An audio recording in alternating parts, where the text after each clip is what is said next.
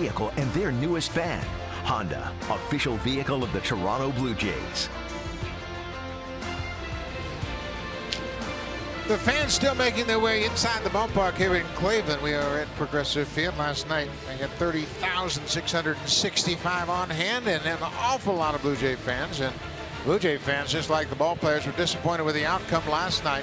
Francisco Liriano with a terrific start did not allow an earned run over 6 innings, but Roberto Osuna was tagged with a loss and a blown save, his third blown save of the season. So the Blue Jays trying to bounce back tonight. And they'll do it against Josh Tomlin, the right-hander for Cleveland. John Gibbons' lineup has been adjusted a little bit, still missing Pilar Bautista, and tonight Josh Donaldson. Here's a look at the lineup. 69 and 53, Blue Jays are in first place. Devin Travis top of the order, Russell Martin in that cleanup spot. This season against Cleveland, a .350 average. He hit his second of those home runs here last night in his first at-bat, a 2-run shot. Troy Tulowitzki, he too has hit well against Cleveland. 7 for 15 with a pair of home runs. Tulowitzki did not play in last night's game. Tonight he is the DH, still dealing with a slight calf injury, but they are set to take on the right-hander Josh Tomlin. Yeah, and Gibby said that this lineup, they struck out 15 times last night. I'm throwing something up against the wall, mixing up. Maybe that'll spark something. They'll face Josh Tomlin, who will get ready for his 23rd start of the season. He has problems keeping the ball in the ballpark. He is winless in the month of August. He's 0-3. He lost his last game, giving up 2 more home runs to the Boston Red Sox and lost that ball game. That's 3 in a row for him now. He's given up 29 home runs. Only Jared Weaver from the Los Angeles Angels have given up more home runs, but he throws a lot of strikes. You can see he's only walked 17 batters all season long.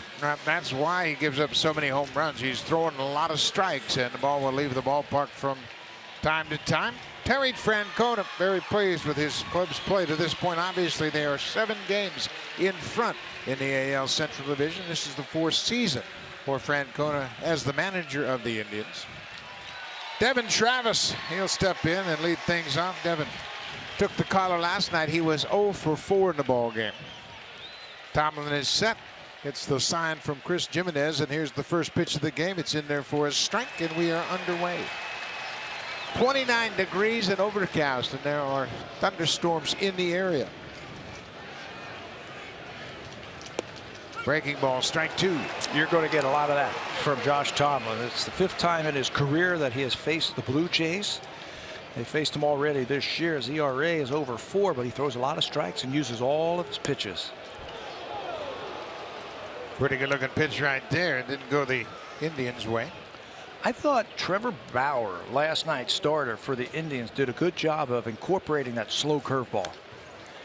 Everybody knows the Blue Jays love to hit the fastball, but he threw just enough curveballs to mess up their timing, then threw a lot of changeups down and away to the right-handers to have a career-high 13 strikeouts. We're seeing the same thing so far from Tomlin with the first batter. Trevor Bauer had a career-high 13 strikeouts, as Pat mentioned. Just 2 walks, 13 strikeouts, and after that first inning, he really slammed the door on the Blue Jays. After the first inning, which he gave up the home run to Russell Martin, Blue Jay hitters were 4 for 25 against Bauer. There's a base hit to right field for Devin Travis. Take a look at the defense for the Indians. In the outfield, Abraham Almonte moves from right to left tonight. Tyler Naquin is the starting center fielder. Lonnie Chisenhall is in right. No Rajai Davis at the start of this game. Ramirez, Lindor, Kipnis, and Mike Napoli around the infield behind the plate. Chris Jimenez doing the catching for Josh Tomlin. And over at third base is last night's hero. He homered off of Osuna to tie it. He's made some starts at second, short, third, left field. He's taken over the everyday third base job after Juan Uribe was released by the Indians. Ezequiel Carrera takes a first pitch breaking ball for a strike. The Indians guarding against the bunt at third. Carrera typically will try 1 bunt attempt a game. Yep. And that's why he is up there. Gibby was talking about that today. He said, you know, maybe we can hit and run with Carrera. He can run a little bit. He can bunt. We need to start doing something to start setting the table and having better at bats. They got to cut down the strikeouts, that's for sure. They had 15 more strikeouts last night. They lead the American League in the month of August with 183 strikeouts. Indians think something's up right off the bat. Checking in on Devin Travis. Devin is 3 for 4 in steal attempts, but I think the Blue Jays are more likely to play hit and run. Yeah, with Carrera, tough to do that 0-1. But I'll tell you, they need to do something offensively to be aggressive. They can't lay back and just sit back and try and hit home runs.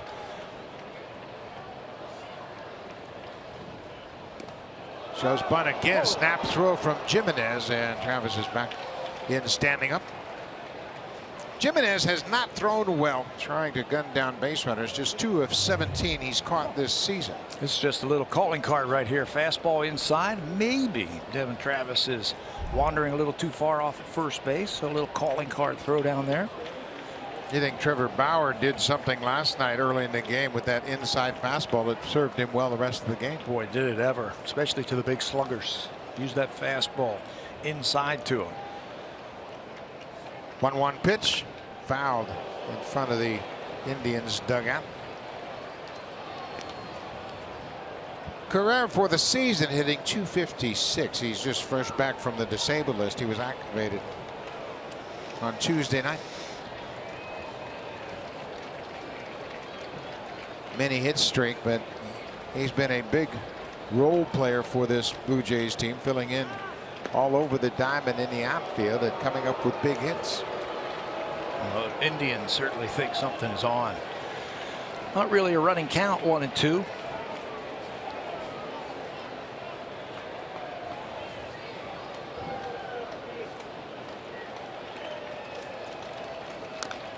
Off-speed pitch fouled up.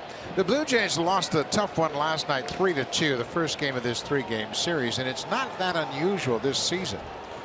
The ball club playing in first games of series has gone 19-21, and then the subsequent games after that they have a 50-32 record. It's almost like they get a wake-up call when they get beat in that first game and then turn things on. You know, they play so well when their backs are up against the wall. And that was a crushing loss last night to the Indians. It looked like a sure thing, a sure win for the Blue Jays, and it was a crushing loss. That's when they're at their finest, when they can come out swinging. Cutter inside. Carrera strikes out. Josh Tomlin, 11-6 for the season. You can see he got up to a great start his first 15 games. He went 9-1 with a very good ERA. Held opponents to a batting average just over .250. But looking over his last 7, ERA has really jumped, hitting nearly .300 against him, and the home run has really been a problem for him lately. Yeah, that's been the problem right there, the home runs. He's given up 4 of them in the month of August in his 3 starts. He needs to hit his spots. He doesn't overpower you with his stuff. Encarnacion takes a first pitch strike. Edwin, he took an 0 for last night. As we mentioned, the Blue Jays managed just 5 hits against Trevor Bauer and Jeff Manship.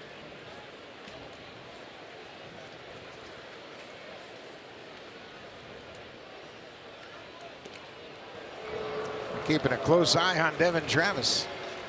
You know, usually when you have a decent base runner, I would not say that Devin Travis is a barn burner or a base stealer.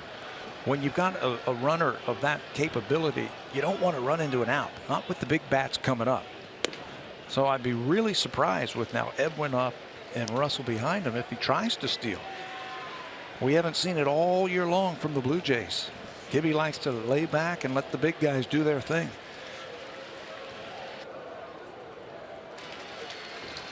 Tomlin doesn't have many stolen base attempts against him because he's so conscientious of that outside. 2-1 now to Encarnacion, and if I'm pitching right now, I'd focus on the hitter, not so much the base runner at first. It can be 2-0 really quick.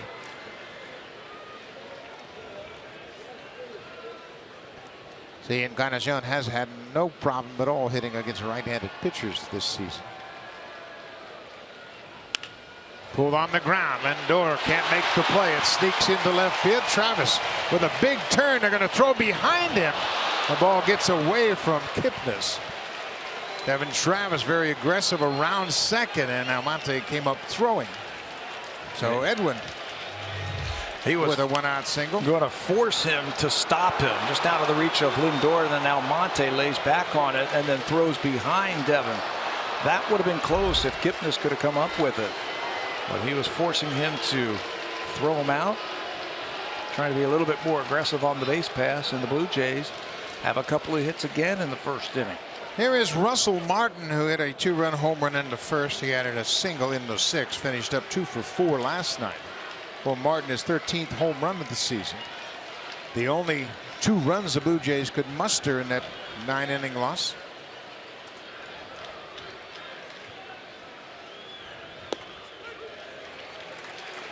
Martin has been red hot of late. Checking with Greg Gibson, the home plate umpire, on the first pitch strike. Red hot because he stays in his lanes and he thinks about left center to right center. You'll pull the ball naturally if you have a good approach at the plate. And over the last couple of weeks, his approach has been great. The outfield defense for Cleveland reflects that fact. Tyler Naquin, who's starting in center field tonight, he's shaded a couple of steps on the opposite field of second base, opposite side, guarding against Martin, hitting that ball in the alley. Look how they bunch the outfielders, bunch them all in the middle of the field. Upstairs, I like that kind of defense, Pat. If somebody hits a line drive down either line, it's going to be a double. So you try to cut those balls off in the alleyway and keep them to singles. Terry Francona utilizing that defensive alignment. Playing the percentages, especially against the guy who doesn't really throw that hard but likes to keep the ball away from right-handers. Popped up on the infield. Lindor backing up, infield fly rule in effect. Lindor makes the catch. Martin's retired. That's the second out of the inning. Boy, that was a good pitch to hit right there. Just came out of his swing a little bit. Front side opened up just a little bit. Ended up skying that ball. Troy Tulowitzki back in the lineup tonight. He did not play in the game last night. He's dealing with a calf strain he picked up in the series against the Yankees. The Blue Jays brought their Tulo chant here to Cleveland. They've been just waiting to use that here, haven't they? No action in last night's game for Tulo. Here in the first inning can break this thing open right here with a base hit. Tulowitzki goes after the first pitch, grounds out and to force out. The inning is over. The Blue Jays get a couple of singles. They strand a pair. Played a half inning in Cleveland. No score. Aaron Sanchez will go to the mound when we come back.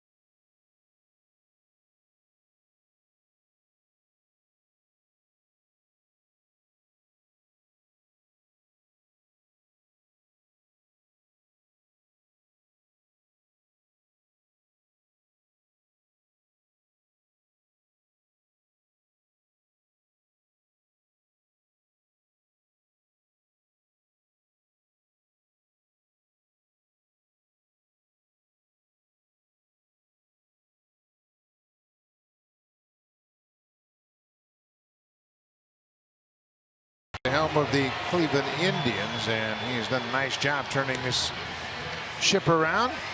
Let's take a look at the lineup for the Indians. They are 7 games ahead of the Tigers in the AL Central. Francisco Lindor, the young shortstop, his last 8 games, a .394 average, 3 doubles, 5 home runs, and he is a terrific young player. And talk about terrific young players. How about Tyler Naquin? His last 5 games, he's gone 5 for 9 And he's had the game-winning hit in the last 2 games, and both were walk-off hits. Naquin had a sac fly here on Thursday night for the game winner, and last night he hit that inside the park home run. You don't see that very often, a game ending on an inside the park home run. Aaron Sanchez, 24th start of the season for Sanchez. He's 12-2 with a .284 earned run average. We talked about it in the opening. This guy's getting stronger and stronger. He's making adjustments as he goes along. That last start against Houston, a prime example about that. They were on his fastball in the first inning, so he switched to his changeup, started using his curveball just a little bit more. I mean, he has come a long way since spring training. First pitch strike to Santana. Leading off tonight. No Rajay Davis in the starting lineup tonight. Santana hit 5th last night and played first base. Sanchez misses. It's 1-1. Aaron made a start against Cleveland last May 2nd, right here in Cleveland. Last year against Corey Kluber. Blue Jays won that game 11-4. Sanchez went 5 2/3, allowed just 2 hits.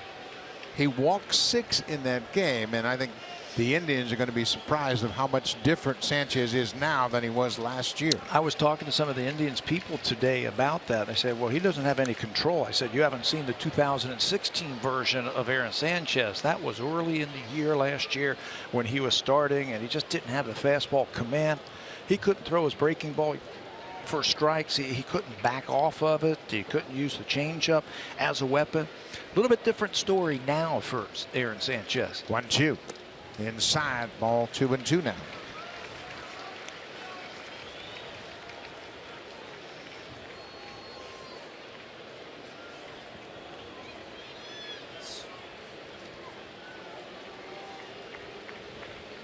Jason Kipnis, the second baseman, is on deck, followed by Lindor. Top 3 in the order. Down the stairs. It's a full count. And he doesn't offer very often at pitches out of the strike zone. Sees a lot of pitches. You might think, well, why is this guy leading off? He's hit 26 home runs. He's only hit a .244, but he's got a great on-base percentage. Sees a lot of pitches. Sanchez strikes out the first batter of the game. Let's take a look at the way the defense sets up behind Aaron. In the outfield, it's Carrera, Upton, and Michael Saunders from left to right. If Sanchez is on his game, he's going to throw a lot of ground balls. Then the infield defense becomes important. Barney, Goins, Travis, and Encarnacion across the diamond. Russell Martin doing the catching for Aaron Sanchez. And Pat, defensively, the Blue Jays have been a little shaky in August. Yeah, they kicked it around a little bit in yesterday's game. Still no Josh Donaldson at third base. Torrin Barney's played 22 games at third base, including 18 starts. He's out there today. And Blue Jays were non-committal on Josh Donaldson if he can play tomorrow. They're hoping he can play tomorrow, but they've got the off day on Monday. They might give him 2 more days. Yeah, he really got jammed. He said initially that it wasn't quite as bad as when he got jammed against David Price early in the season in Boston, but CeCe got in there pretty good, and that is a very painful injury. This is Jason Kipnis as that ball was bounced in there. 2-1 now to Kipnis. Trying to find that changeup right now in the first inning. Indians are a good team on that fastball. They can sit on that fastball and turn it. You got to be able to pitch to them. Use your off-speed stuff, your secondary stuff. Upstairs now 3-1. In his last start, Sanchez ran into a very aggressive Astros team. They had a couple of doubles early in the game on fastballs, Altuve and Correa. He changed the program a bit, brought in the changeup and the curveball, and shut him down from that point forward. Boy, what a move by Aaron in that game. Russell was talking about it afterwards, that he's got that ability now to dial it back. 2 strikeouts to start the game for Aaron Sanchez. Let's check in with Jamie Campbell.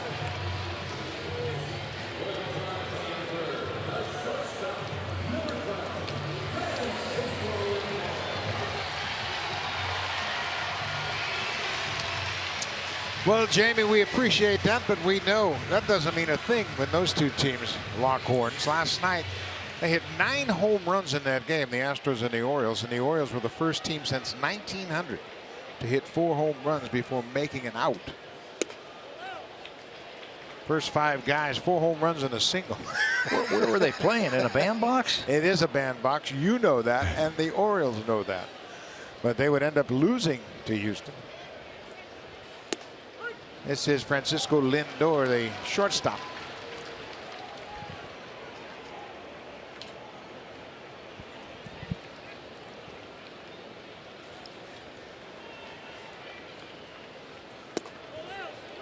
Pretty good pitch. Russell Martin thought it was a good pitch.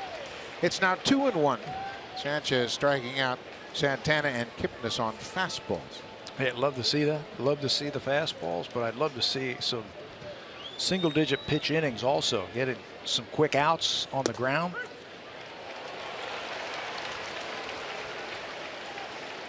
He's been averaging about 15 pitches per inning, which is really good for a power pitcher. He'll get his share of quick outs with that sinking fastball. How about striking out the side? That sends a notice early on. Aaron Sanchez strikes out Santana, Kipnis, and then finishes off Lindor. He couldn't pull the trigger on that great fastball.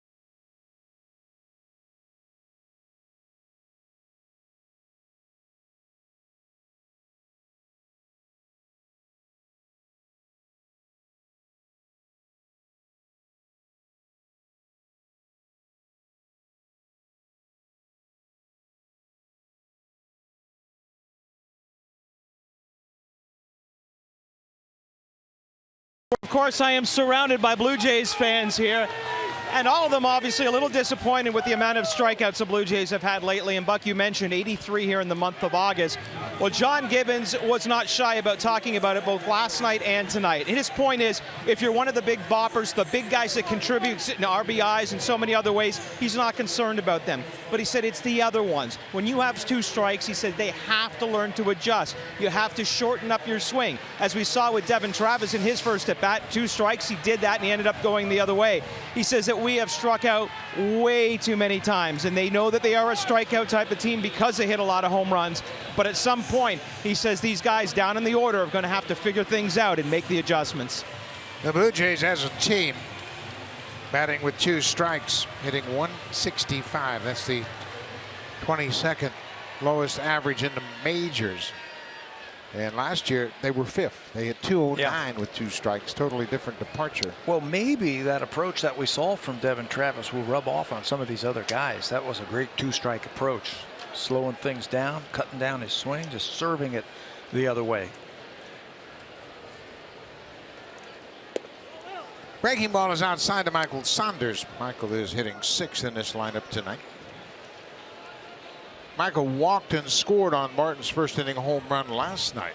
He finished up 1 for 3. Bouncing ball. Kipnis was way out in the outfield. He comes into the dirt, makes a play. 1 away. Let's take a look at the scouting report for tonight's starter for the Cleveland Indians, Josh Tomlin. Again, he doesn't throw very hard, but he throws a lot of cutters. That's 41% of the time. He's going to try and cut that ball in the corner away from the righties. He's also got a 4-seam fastball, and he will pitch inside. Talking to some of the Indians people, they said, hey, he will try and back off some of these righties. He's got a curveball and a changeup also. But the fastball's been good for him, and the cutter has been really good for him. Melvin Upton Jr. He walked last night. He was 0 for 3 with a couple of strikeouts. Curveball right at the top of the zone. You don't want to throw too many curveballs up there. Those are called hangers. Right there. That's the ones that leave the ballpark. Breaking ball hit sharply, but right to the shortstop Lindor. 2 ground ball outs to start the 2nd. not really a ground ball type of pitcher, Josh Donnie. He's a fly ball pitcher. So that's a good sign. His last 3 balls that have been hit by the Blue Jays have been ground balls. He was just added to the roster today. He's been gone for some family problems. Just came in today and will get the start.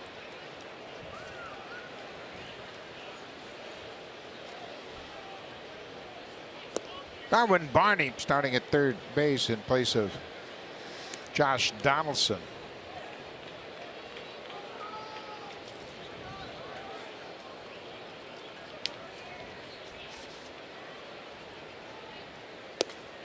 Barney is 2 for 2 against Tomlin. He has filled in very well all over the infield, occasionally going into the outfield. But over his last 19 games, hitting just 132. Getting hot. And I asked him, I said, you got off to a great start this year. What did you do? He said, in spring training, I hit a lot of balls to right field or right back through the middle. He says, I got away from that just a little bit. Started spinning on the ball just a little bit too much. Fights that one off, flares it over the glove of Kipnis into center field for Barney. That snaps along 0 for. He was 0 for 23 against right-handed pitching before that base hit, and he'll take it. Sometimes you got to be lucky. And that time he got fooled by that cutter on the inside part of the plate, half swinging and just out of the reach of Jason Kipnis, the second baseman. Blue Jays have their 3rd hit already. Well, Ryan Goins played in just his 2nd game last night since going on a DL 1st of July, and you'll remember he pitched 2 innings in that 19-inning game on Canada Day and came out of that game with a tight elbow, was placed on a disabled list. He was called up for 1 game down in Houston. When the Blue Jays were short a man, he came up, played 1 game, and went right back to AAA. Boy, when you've got options, you know, you can be one of those guys up and down, up and down, up and down on the shadow. And unfortunately for Ryan, that has been his job this year. Came up yesterday to cover for Tulowitzki's calf problem. Had 2 really good at-bats against Trevor Bauer. First 2 at-bats of the game. He singled to center and lined out to center in those first 2 at-bats. He hits this one hard to right. That ball is over Chisenhall's head off the wall. Barney is being stopped at third base as Goins ends up at second with a 2-out double. For Goins, that's his 9th double of the season. He hit it right to the base of the wall in right. Barney goes first to third. Lonnie Chisenhall is a converted third baseman, but he plays this one like he's been out there forever. Watch how he doesn't get too close to the wall. Knows that that ball's over his head, so he gives himself enough room. Play it on 1 bounce off the wall, and he holds Barney at third base. That was a heck of a play by the right fielder. If there's any bobble or hesitation, Barney will get the wave home, but that wasn't the case. Now back to the top of the order for Devin Travis. Devin had a 2-out single his first time up. You know, simple, fundamental baseball. How many times have you seen guys try to make a great play on a ball that was hit like that?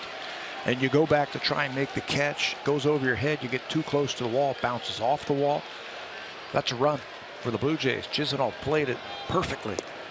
Travis goes after that pitch away. It's quickly 0-2.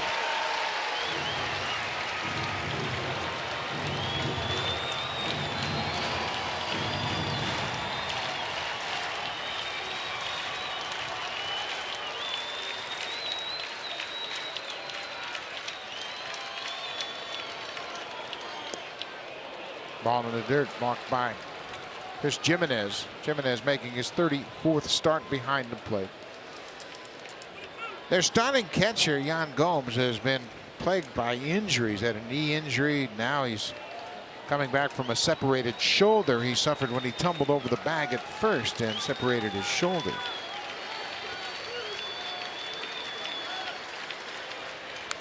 Really hasn't done much offensively this year. So I think if you would have asked Terry Francona in spring training, Yan Gomes, you're not going to get anything offensively from him, or Michael Brantley, Brantley's basically been on the disabled list all season long. He's their best hitter, and you're going to be 20 games over 500 at the end of August. Think he would have taken it? Yeah. Think he would have believed you? They've had a lot of guys really pick up the slack as Travis gets a piece of it to stay alive. Of course, you get great production from Jose Ramirez. He's just 23 years old, and Ramirez started playing in left field early in the season. Now he's the everyday third baseman. Mike Napoli, who had an RBI in the game last night. Napoli's got 86 RBIs and 29 homers. They've raved about Napoli, the example that he has set for these young Indian ball players. Off the plate. 2-2. I think the Indians fans are aware now that they've got some competition as far as the rooting goes in this ballpark. Last night it was all about Blue Jays fans, and tonight the Indians fans are engaged early. Chop toward third. Ramirez going to have to barehand it, and he can't. Here comes going home, and he's going to score. What a good play by Ryan Goins. He had his eye on Ramirez, and when the third baseman couldn't make the play barehanded, Goins never hesitated and comes in to score. You know what made that play for the Blue Jays and Ryan Goins is he busted his tail to third base. He did not take anything for granted. He's the runner out at second base, and he's played the infield, and he knows how hard this play is. Puts his head down and just sprints. Sees the ball, gets by him, and it's only maybe 5-7 feet away from him. Goins scores from second base on that infield hit. How about 2 RBIs for Devin Travis on a ball that goes about 80 feet? Good job for Goins. And Carrera hits a one-hopper right to Lindor. But the Blue Jays break out on top. Bottom of the order, Darwin Barney singles, Goins doubles, and Travis cashes them in. 2-0 Blue Jays.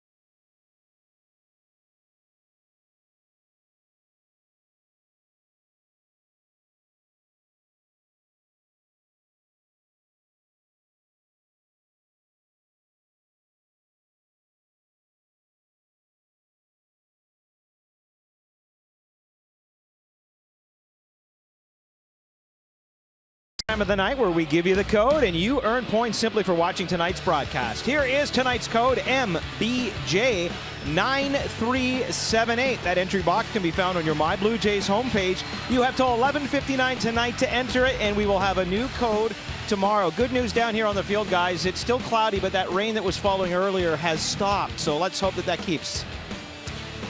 Well, it has been in and out the last couple of nights, so hopefully it will hold off. Blue Jays have a 2-0 lead for Aaron Sanchez. Here is Mike Napoli. The aforementioned Napoli finished up the season last year with the Texas Rangers. He's one of those guys that has a knack for ending up in the playoffs. Began his career with the Angels. Learned about winning baseball playing in Anaheim under Mike Scioscia. Cooled off a little bit as far as the batting average, but he's still knocking the ball out of the ballpark. He's got an interesting approach at the plate. Early in the count, he's looking to turn on some of those fastballs on the inner half. Broken bat. Goins ducks out of the way of the barrel and has time to make the play. What a play by Goins on that one. He saw the barrel of the bat coming in his direction. He took a step to his right, but stayed focused on the baseball and still was able to make the play. How about that turbo sinker? The fastball right in on the hands of Napoli. I told you he likes to try to turn on the ball early in the count. Can't get around on that fastball. Goins avoids the bat, catches the ball and throws out Napoli over at first base. How about that for some concentration? Terrific effort by Goins.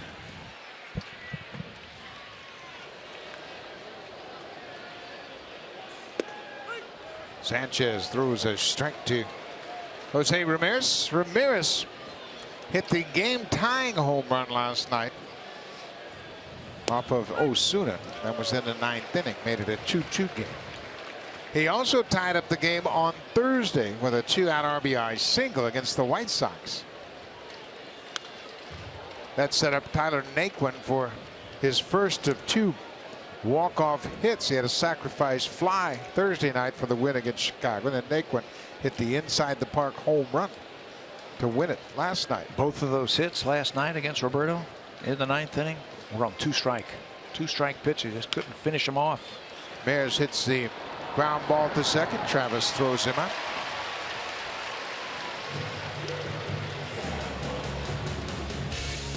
Get a hit of color during Canada's Color Expert Sale. Only at Home Hardware and Building Center locations. Homeowners helping homeowners with expert advice.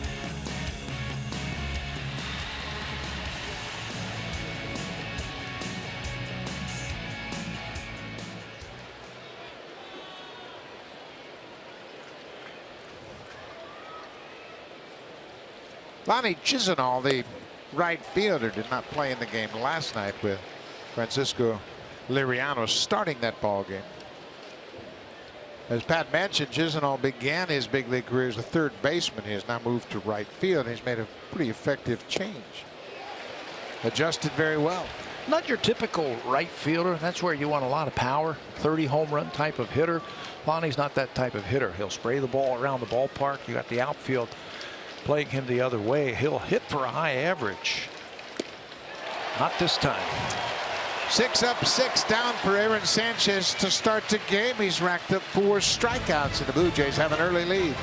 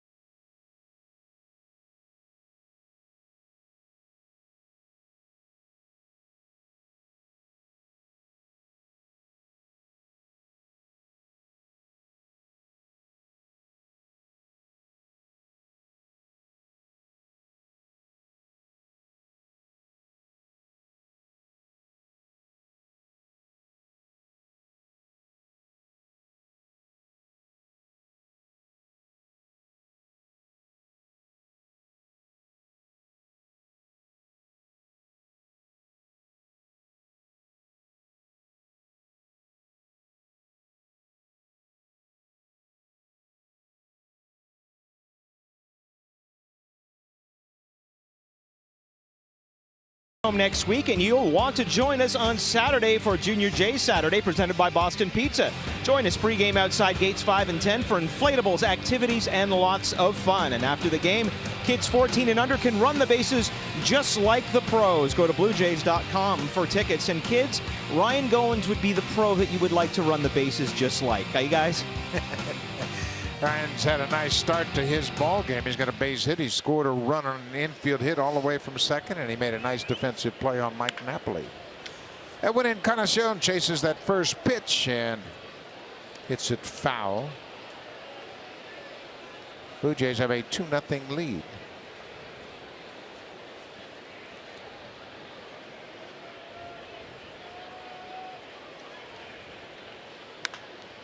high fly ball, well foul, but hit a ton into the seats down the left field line.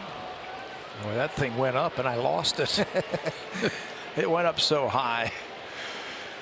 Edwin's had another terrific season. You look at the home run leaders. Mark Trumbo is 2 ahead with 36, and then Encarnacion, Nelson Cruz. Chris Davis of the A's. That is not a spelling mistake. That's Chris Davis of the A's as Encarnacion strikes out. His home runs, they've been coming in bunches, and he's got that ability to carry a team all by himself when he is locked in.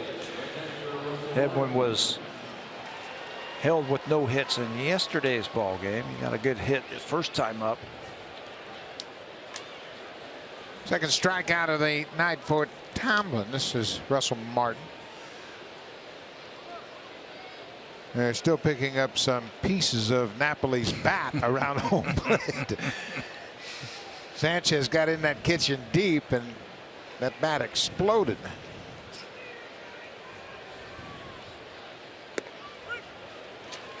Russell's been hot, obviously, coming into this game. He's homered in his last 5 games. He's hit 5 home runs.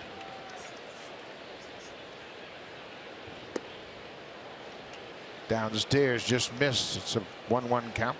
The ebb and the flow of a baseball season, huh? There are times where a hitter can't even buy a hit. There are times where he sees the ball, hits it hard, still can't get a hit. And then there are times like Russell's going through right now. Everything you swing at finds a hole. Yeah, and it's like everything is in slow motion when you're as hot as Russell Martin. High fly ball deep to center field, and carrying this ball's gonna go. Russell Martin, another home run, number 14 for Martin. Homered in last night's ball game to give the Blue Jays a 2-0 lead. Tonight, number 14 gives them a 3-0 lead. You know, when you're hot like that, it's almost like you're in the head of the pitcher, and you know what he's going to throw to you, and you just look for it. You sit on it. The ball looks as big as a beach ball, and your swing feels so good. That's called being unconscious. And right now, Russell is unconscious at the plate. Russell now with 51 RBIs after a slow start to his season. He has really picked it up. What did I tell you coming over here today? Get your right field stroke out, boys. The wind is blowing out that way, and it always has. Russell will pick on that right field alley. Troy Tulowitzki jumps back from an inside fastball. Tomlin will give up his share of home runs. This now ties him with Jared Weaver of the Angels. 30 home runs given up in 24 starts.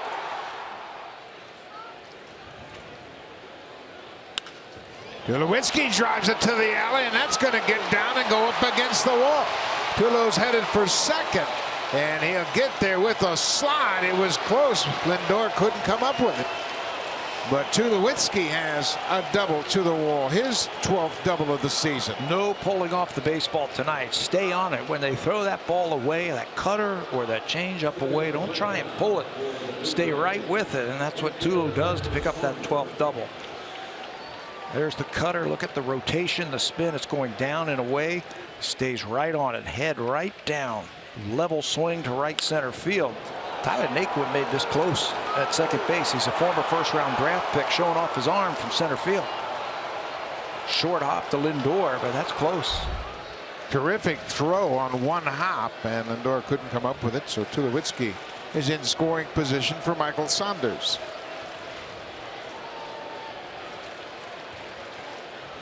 Saunders goes down the left field line. That's just foul. Slices foul right at the last moment. Boy, the Blue Jays need a big lapper. They need to score 10 runs just to get everybody back on track. Especially after what happened last night. I mean, that was a crushing defeat. Everybody we talked to today and the coaches said that was a really tough one to overcome. You have a laugher like that, it gives your bullpen a little bit of a blow. Everybody gets the smiles put back on their face, especially that guy right there.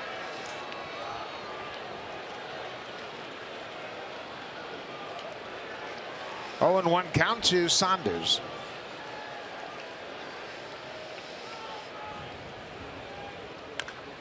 Fouls that one off his leg. And he's going to have to walk that one off. He has been dealing with some leg problems all year long, and that one really stung. Cutter tried to get it up under his hands, hit that one right off his toe.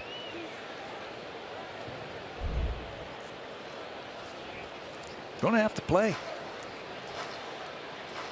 Blue Jays have 3 players on their bench.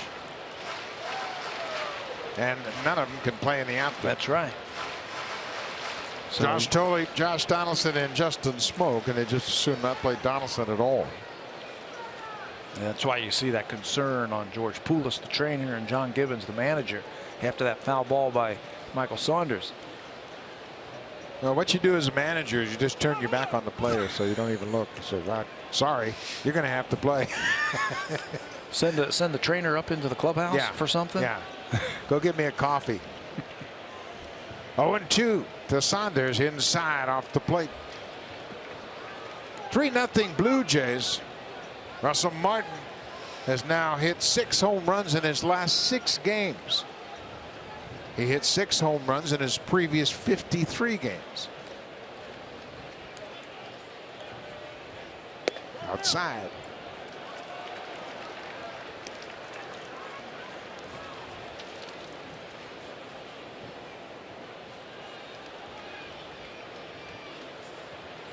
Russell Martin's in that zone. Yeah, stay right there. Don't anybody want to sit next to him. Don't anybody want to talk to him. Just let him go out and play. Saunders pulls it on the ground. They're going to go to third. They got Tulowitzki hung up in a rundown. Tulowitzki dealing with that calf injury, and he's going to be tagged out on the rundown. Kipnis played the one hopper and went to third base. Tulowitzki had drifted off the bag at second, and they get him in a rundown. He knew exactly where Kipnis was. It was a humpback liner, if you will, to the second baseman, and then Tulo got caught out in no man's land. Ideally, you'd like to get into a rundown, watch him out at second base. Indecision, he sees the humpback liner. Ideally, you'd like to get into a rundown, let that batter get into scoring position, but with his calf problem, he's going to get run down by Lindor. Yeah, I don't think he wanted to really push it, going back and forth, trying to jockey his way. This ball's got a chance to go. Get up, ball, get up, and gone. Melvin Upton Jr. His second home run as a Blue Jay. His 18th of the season, and that ball is flying to right center. You and I walked over here this afternoon, and the wind was just gushing to right field. And we said, lefties, get up on the plate, try to yank. Righties, go the other way. Just get it up into that jet stream. And the Blue Jays have done that a couple of times tonight. Boy, that was a pretty swing, how he stayed back on that ball. Well, you know, that feels good for Upton, wanting to make a contribution here. He's been called upon to fill in at center field, and now he's come up with a couple of home runs on this trip.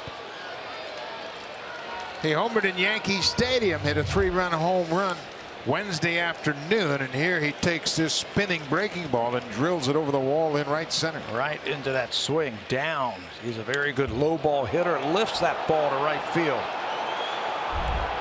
Second home run as a Blue Jay. 18th on the season.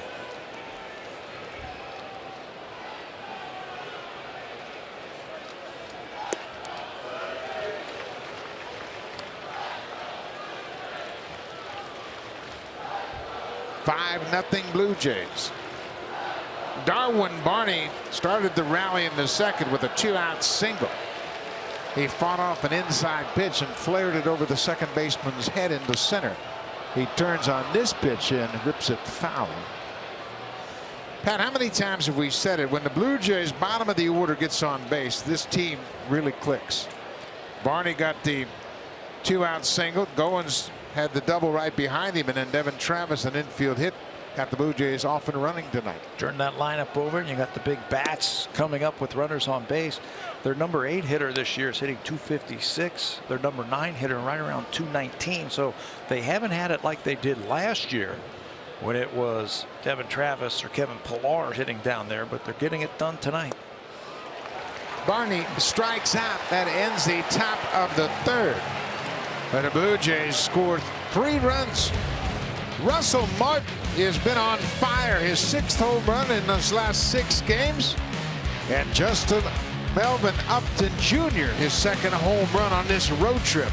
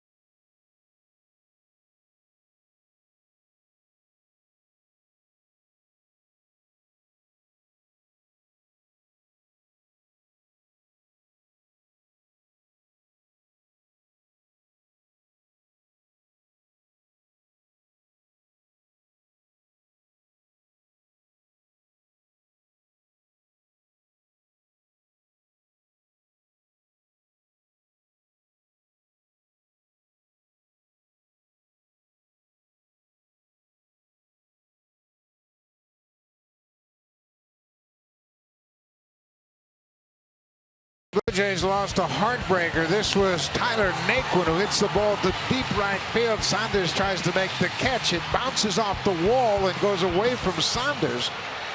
All the while, Naquin's circling the bases. Upton slips his throw to Travis, and then the relay throw not in time as Tyler Naquin hits the 2nd walk-off inside the park home run in Indians history. The other home run came in 1916, and he's the first rookie with a walk-off inside the park home run since 1984. And as we mentioned, he had a walk-off sacrifice fly on Thursday night to win the game against the White Sox. He's a good-looking player. Left-handed hitter, he's got some power. You got to pitch him up. He's a very good low ball hitter. He's a very good off-speed hitter. That's what he hit for the inside the park home run last night. Slider that he golfed off the wall in right field, but you can get him up with that fastball, elevated over his hands. Naquin is leading the American League rookies in batting average at .316. He is 2nd in home runs to Max Kepler of the Twins. Kepler has 15. Naquin has 14. Bounced off home plate. Goins comes in, makes the play. Naquin can run. Bang, bang at first. 1 down here in the 3rd.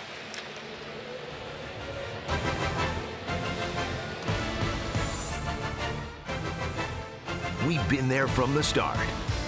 Honda, official vehicle of the Toronto Blue Jays, proud fan since 1977.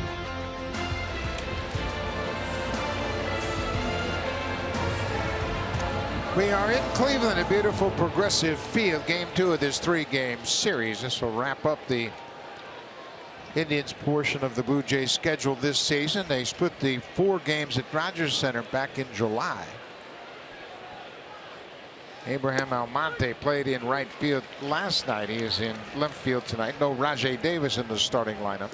3 really good games back at Rogers Center right at the beginning of July.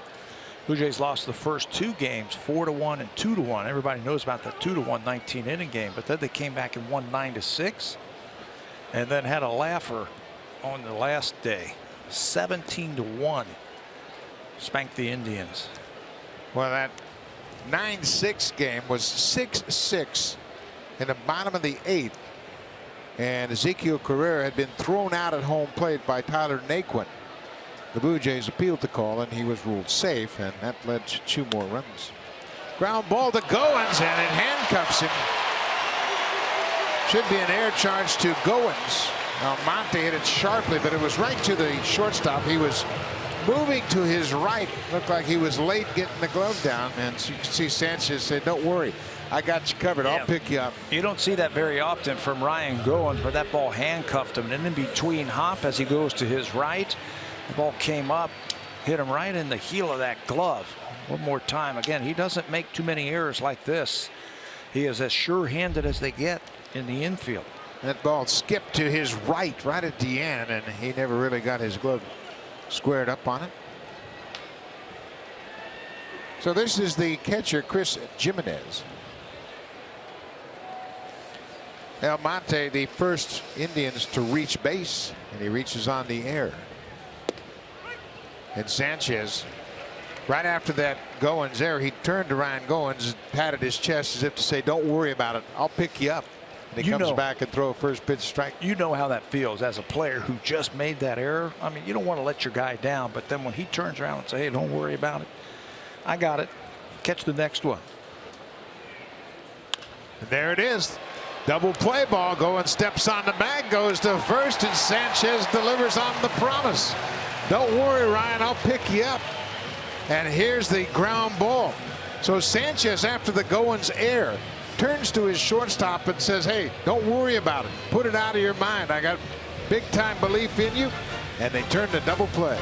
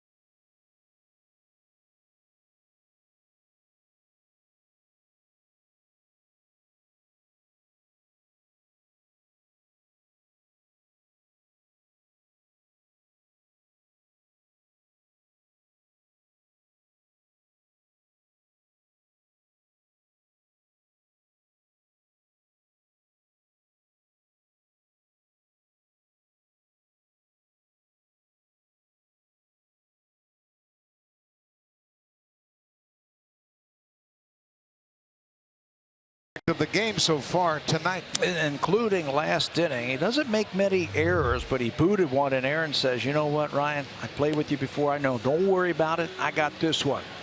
You catch the next one. It's going to come right at you. I'm going to throw that sinker down and in." And Chris Jimenez obliges. Ryan Goins on his game finishes off the double play. That's what you love as an everyday player. Your catcher, or excuse me, your pitcher showing you that much confidence. Yeah, turning around and saying, "Hey, don't worry about it. I'll give you another one and you'll make a play." And sure enough, it worked out. So Goins, he's had a good night both in the field and at the plate. Ryan doubled and scored in the second.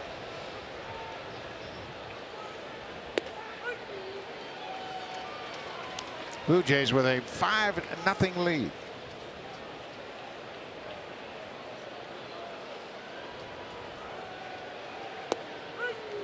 I asked Ryan what was different for him down in AAA Buffalo that he could hit 300. And he said, "I just played every day. I got regular at bats and my confidence soared. Plus there's not the pressure of trying to hit your way into the lineup." We saw that last year. His second half was outstanding. What, he hit something like 290 in the second half of the season last year.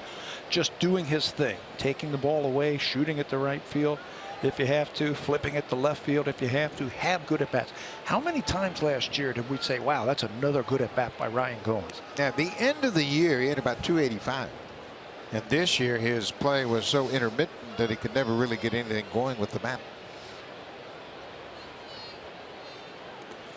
He's one of the guys that John Gibbons was talking about, that he said, if you're a home run hitter, okay, go ahead and swing hard and try and do what you do. But you other guys, You guys who have to get on base, have higher batting averages, you're not the big sluggers. Do what you do.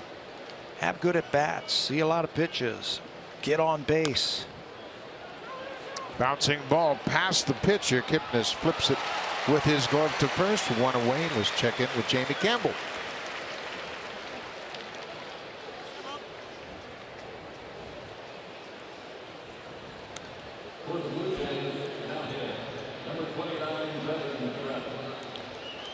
Mike Fiers, the pitcher on the mound for Houston. He's allowed just one hit through 2 innings, but that's the big Achilles heel for the Orioles. They're starting pitching. That's been a big concern all season long. They can hit with anybody, and they're never out of any game because they can hit so many home runs. Can you prevent the teams from scoring? Well, that is without question the reason the Blue Jays are in first place. They're starting pitching. There's no doubt about it. Devin Travis pulls it to third. Nice play by Ramirez on the backhand. 2 up, 2 down here in the fourth. You know, and it just got stronger, I think, for the Blue Jays from what we witnessed last night from Francisco Liriano. If he can pitch the way he did in last night's ball game, down the stretch, the last month of the season, the Blue Jays are going to be fine. I spoke to Liriano today in the dugout before he went out for batting practice, and he had a grin from ear to ear. He had developed a 4-seam fastball. It worked very well for him, and with that, then the slider became an explosive weapon and a changeup. He's sitting next to Josh Thole, and Tolley's the one that turned us on to the fact that Liriano was going to throw more 4-seam fastballs because Thole caught his previous side session. And with that, I told Josh, I said, you make a heck of a scout. He can do anything he wants in the game. He's into it. He's smart. He was also saying that elevating that fastball was key for him yesterday, getting it up into the strike zone, changing the eye plane of some of those hitters. Isn't it interesting how a pitcher like Liriano, who's had so much success, can learn a new trick by joining a new ball club in the later stages of his career? Anytime you join a new team, you want to impress them.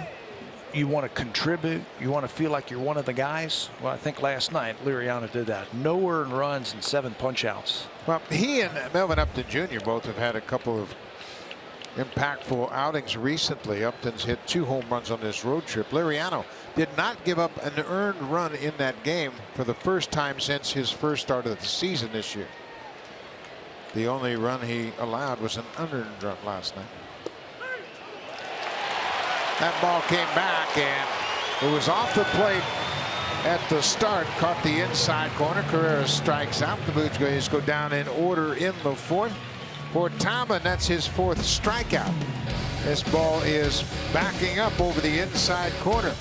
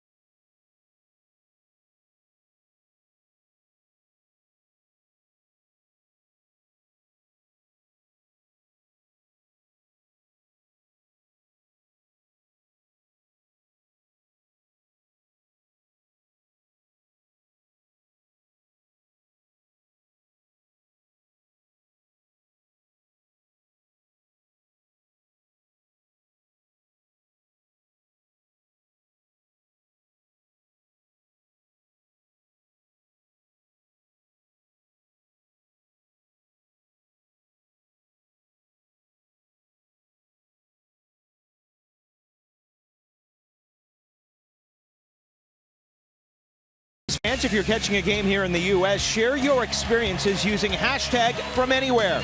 With Roam Like Home starting at $5 a day, roam in the U.S. on a share everything plan, and you can use your phone just like you do at home in over 100 destinations around the world. Go to Rogers.com/roamlikehome for details. So many fans here tweeting out, Facebooking pictures. That Roam Like Home sure comes in handy.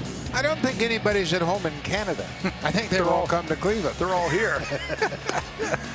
I was out walking around today and went down in the flats, went over to the football stadium and down to the Rock and Roll Hall of Fame. Everybody I saw was from Canada. You didn't take any selfies, did you? A couple. Just a couple? Yeah. But I tell you what, they were so excited about coming here. I met people on bachelor parties. I met families with kids, and they're just having a great time. And I got to tell you, you played here for a long time, and Cleveland gets a bad rap. Yes. They've done a terrific job of regenerating this city. There are so many attractions in this city, and it's really come back to life. You mentioned the flats. You can go down there. You can walk along the lakefront with the football stadium, the Rock and Roll Hall of Fame. There's bars and restaurants and nightclubs. There's a lot of young kids moving downtown and living downtown, and it's really come along. So it's a great place. It gets a bad rap. Yep. What they've done is they've converted a lot of the old warehouses into condominiums, and people are moving downtown. Santana gets buzzed with that inside heater. Now that runs the count to 4. Yeah, I like that. You have to be able to pitch inside to major league hitters. We saw that happen a couple of times last night to the Blue Jays, from Trevor Bauer to Edwin Encarnacion and to Russell Martin. Fastballs in just to back him off the plate. Well, after you bust him in, you can't walk the guy, and Sanchez walks the leadoff man here in the bottom of the 4th. We talk about the Blue Jays fans down here in Cleveland for this weekend, and they are walking down 4th Street, and look at all the fans on both sides of the street. They're having a good time. There's lots of restaurants there and a lot of Blue Jay fans. You can see the Josh Donaldson fans make it rain. Let's see the Ed Wing, of course, and they are full of spirit, having a great time. They were discouraged after the game last night, but Russell Martin and company, they've got a 5-run lead now. Yeah, we used to be able to walk down that street. Not anymore. No, it's been jammed ever since we got here on Thursday night.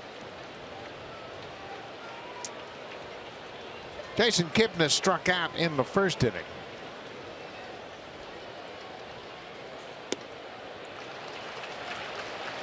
Sanchez, after walking Santana, looked at his finger as if it were giving him a problem. And we have seen this from time to time, and it generally is related to the friction of that baseball. Watch his reaction after he throws this pitch, looking at his finger very quickly. And that middle finger of his pitching hand, that's the last point of contact with the baseball. It takes a lot of friction. You always hear pitchers talking about blister problems, and that's generally where it takes place, inside the middle fingernail. Yeah. Yeah, it's called a hot spot, and you constantly throw like that, and you rub that baseball, those laces rub against that finger. He gets his right around the nail, and it's on the fastball, isn't it? A lot of times you think it's off the slider, but for Aaron, it's the fastball that he get that hot spot. Ground ball. Travis at second to short, throws it away. Devin Travis is having a little bit of a rough stretch defensively. Committed 2 errors last night. That error will be his 7th of the season. And the Blue Jays, as a team in August, have now committed 15 errors in 18 games. They are kicking it around way too much. Their 2nd error tonight. This is a double play ball. He just gets a little bit too quick. Instead of making a good throw, you got to throw that ball to the outside or right over the bag. This time it looks like it's a little bit on the inside part of the base. And instead of 2, now they got to deal with the middle of this lineup and nobody out.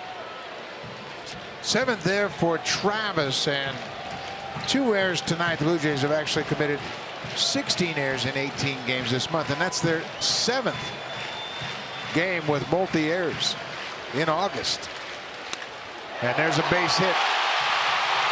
Santana's coming around. He's going to score. He falls down. Upton drops the ball. Santana won't score. And it was a comedy of errors on that play. Santana lost his footing as he was rounding third. I mean, he was already around third in the coach's box. Upton was bobbling the ball in center. Santana didn't see the bobble. One more time. First pitch swinging. Lindor. Here comes Santana. He's going to score, but not so fast. Hits the base awkwardly and now has to get back. He would have scored because Melvin Upton out in center field bobbled that ball. You see, he trips on his foot after he hits the base a little awkwardly. But Upton in the outfield, in his haste to transfer the ball into his throwing hand, drops it. But they still can't score. Bases loaded, nobody out, and the dangerous Mike Napoli at the plate. Napoli grounded into a 6-3 ground out his first time up. Boy, that leadoff walk changed the whole complexion of this inning. Yeah, leadoff walk and then the error right behind it. And the Indians all season long have been able to capitalize on the other team's mistakes. Napoli cuts on the first pitch.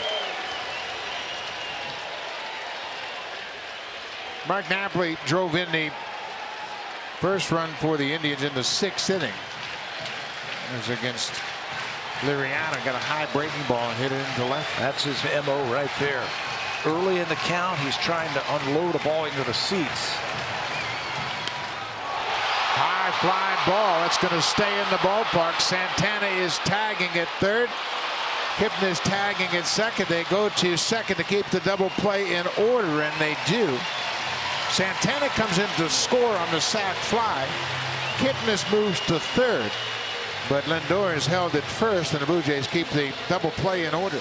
Boy, that ball, I didn't think it went that far, but it kept carrying. We've seen it from the Blue Jays when they were hitting that ball, carrying from center field to right center field.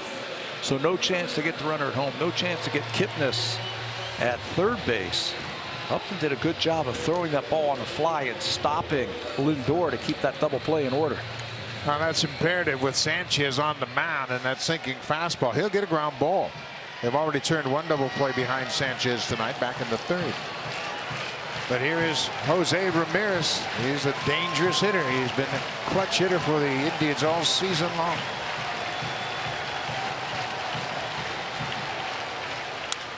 Goes after the first pitch, and that ball is going to reach the seats. Pretty simple approach for Ramirez at the plate. Just get the barrel out in front. This is a 0-2 changeup. And he drives this ball right into the first row to tie up the ball game. It was on 2 strikes. The Indians on this homestand have 45 hits with 2 strikes. This is their 10th game of an 11-game homestand with 45 2-strike hits. And it's a simple approach. Cut down your swing and just get the barrel out in front.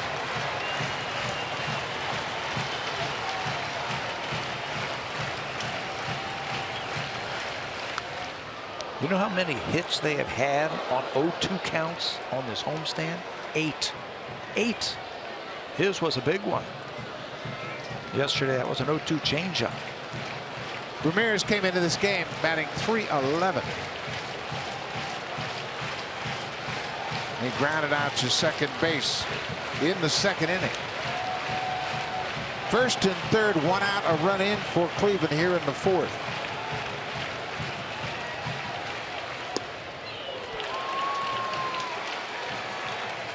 Mike Napoli with the sac fly now has driven in 87 runs for Cleveland. Needs a punch out right here. Needs a strikeout. High fastball. That might be followed by that wicked curveball that he can get a lot of strikeouts with. Another fastball. 95 miles an hour, and Ramirez was late on. Ramirez with 2 strikes, batting .280. That's a pretty impressive number when you consider that the major league average with 2 strikes is 177. 100 points higher. Locked in with 2 strikes. Doesn't overswing. Base hit into center field. Kipnis comes in to score, and Ramirez does it again. Another base hit with 2 strikes. Boy, with 2 strikes, hardly any stride. Just use your hands and hit the ball out in front. You don't want to overstride on a changeup or a breaking ball, but on the fastball, you got to keep your hands quick. And look at that, no stride. Just use your hands and just shoot it right back through the middle. What a year he has had with runners in scoring position. Pete Walker taking some time out with this being an extended inning. Sanchez has thrown a lot of pitches in this inning. He walked Santana to start and then got a double play ball off the bat of Jason Kipnis, but Devin Travis threw wide of second for an error. Then Lindor singled. Napoli had a sac fly, and Ramirez with an RBI single. Well, what that does, that single, that brings the tying run to the plate. Just like that. Dominant through the first 3 innings. Leadoff walk and an error has set up this inning for the Indians. Chisenhall struck out to end the second.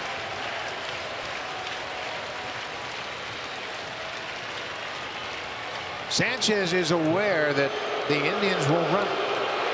Boy, will they ever. They're not afraid to try and steal third base. The key, you got to make them stop. They have been told by Pete Walker and John Gibbons when they went over their meeting before this series, make the runners stop when they're getting on base, especially at second base. Lindor has 15 stolen bases. A lot of great base runners will tell you third base is the easiest base to steal. You can get a walking lead, and it's a different perspective from the pitcher's standpoint.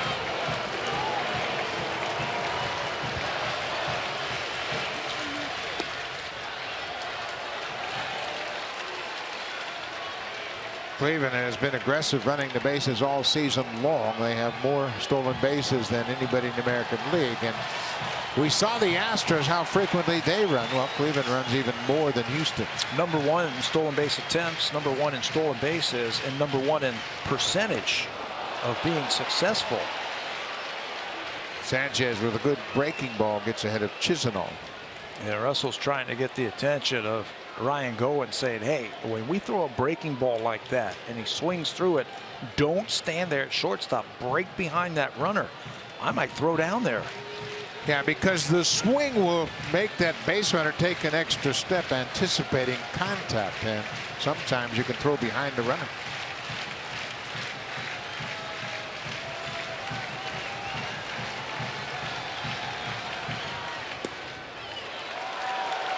Two and two now. Cleveland has scored 2 runs here in the 4th. Got the first 2 hits of the game against Aaron in this inning. Trying to shut it down right here.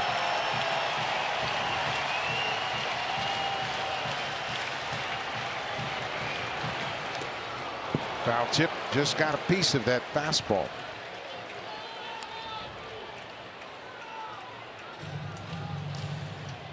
The Cleveland Indians, 20 games over 500 for the first time since the end of the 2013 season, and you can see that they're playing with a lot of confidence. Last night they couldn't get anything going against Liriano, Benoit, and Grilli, but they came into the 9th a very confident team, just down by 1. And sometimes all it takes is one swing. And that swing was the home run, the first home run.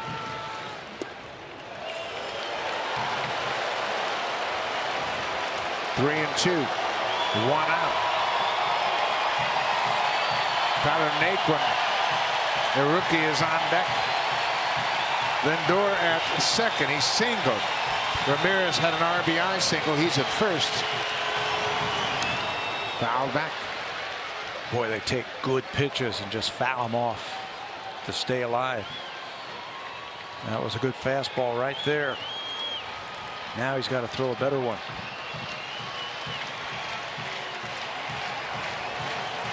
Been a long inning for Aaron. This will be his 26th pitch of the inning.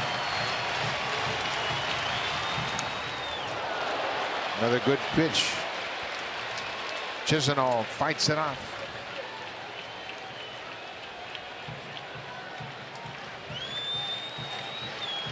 Quite a battle going on here in the 4th inning.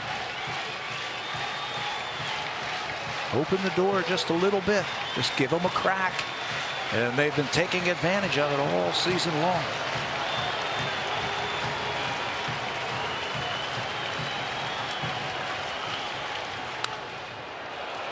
Pulled foul. The Indians are second in the American League in batting average. They are second in runs per game at 5.1. And they're second in on base percentage, and that's why Carlos Santana has hit in the leadoff spot. He got a great on-base percentage. A little unorthodox with a power hitter like that at the leadoff spot, but Terry Francona said, I need a guy to get on base. Why not? Swinging a drive deep to right. This ball is going to go. Lonnie Chisenhall with a 3-run home run. And the game is tied.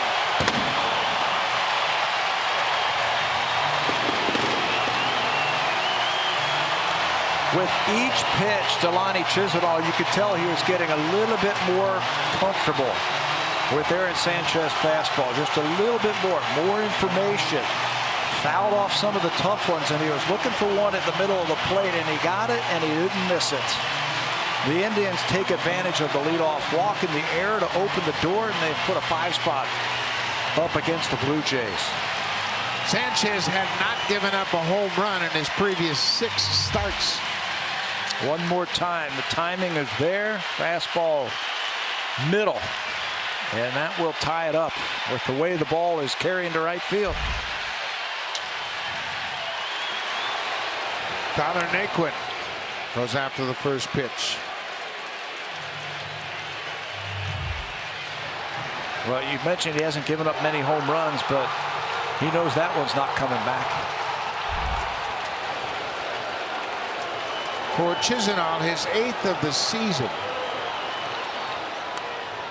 Sanchez comes right back and jumps ahead of Naquin, 0-2. Still just 1 out. The sacrifice fly by Napoli. The air factors in for sure. Second air of the night. This one committed by Devin Travis on what looked to be a double play ball. Yep, hit hard enough right to him. Just threw it away. Blue Jays defensively been a little shaky the month of August. The 7th time they have committed 2 errors in a game this month.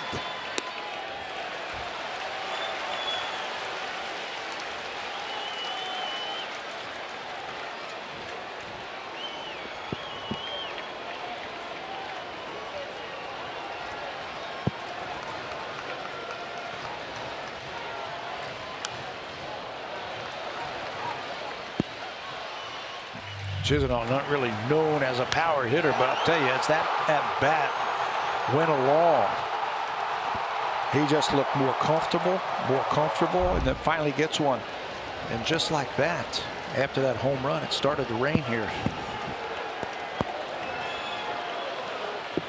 Breaking ball called strike 3. Sanchez strikes out Naquin. 2nd out of the inning.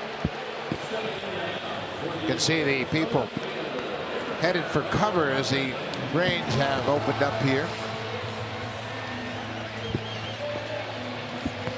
Not to worry. Got the poncho.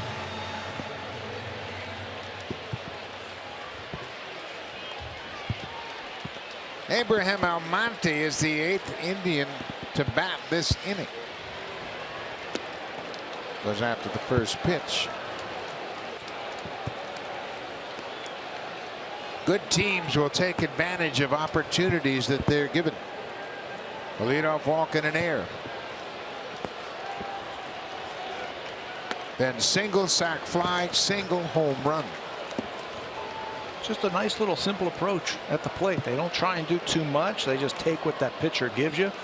Lindor's at bat was outstanding, right back through the middle, and so was Ramirez. Pass Goins into center. Almonte has a base hit. 4th hit of the inning. That set the stage for the home run by Chisenhall, and they're not done yet. Almonte hits the ball sharply. John Gibbons, he'll look and he'll see with a pitch count. He'll look and see how comfortable some of these Indian hitters are, and right now they're pretty comfortable. What a turnaround from the first 3 innings. Sanchez faced the minimum through 3 innings thanks to a double play that erased the error by Goins. And then the leadoff walk opened up the floodgates.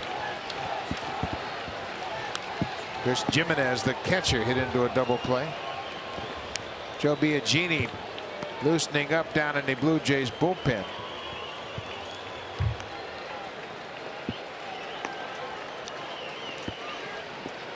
Boy, it's been a long inning for Aaron.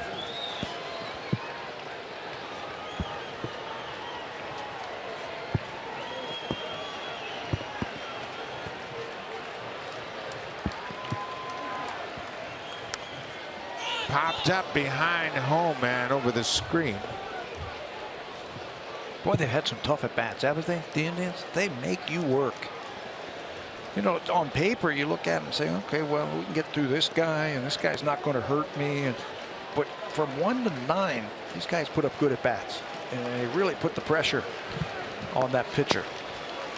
Kipnis hitting .293, Lindor hitting .310, Napoli with 87 RBIs, Ramirez hitting .311 at the start of play, Chisenhall .295. They're legit.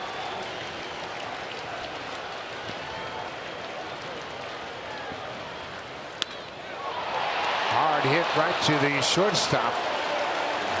The Indians sent 9 men to the plate in the 4th, and they have tied it at 5. Now time for Blue Jays Central uptake. Here's Jamie Campbell and Kevin Barker in the Samsung broadcast studio.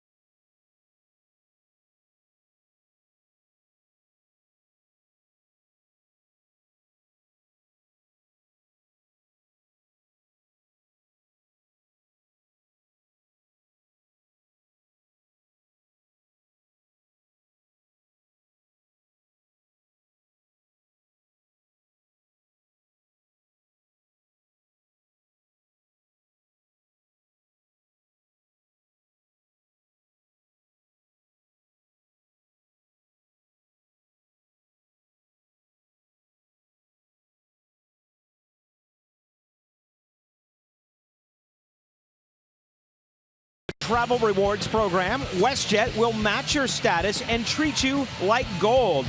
Learn more at westjet.com/getgold. Well, it is a brand new ball game as we head to the 5th inning. Let's get you back to Buck and Pat. Thank you, Barry.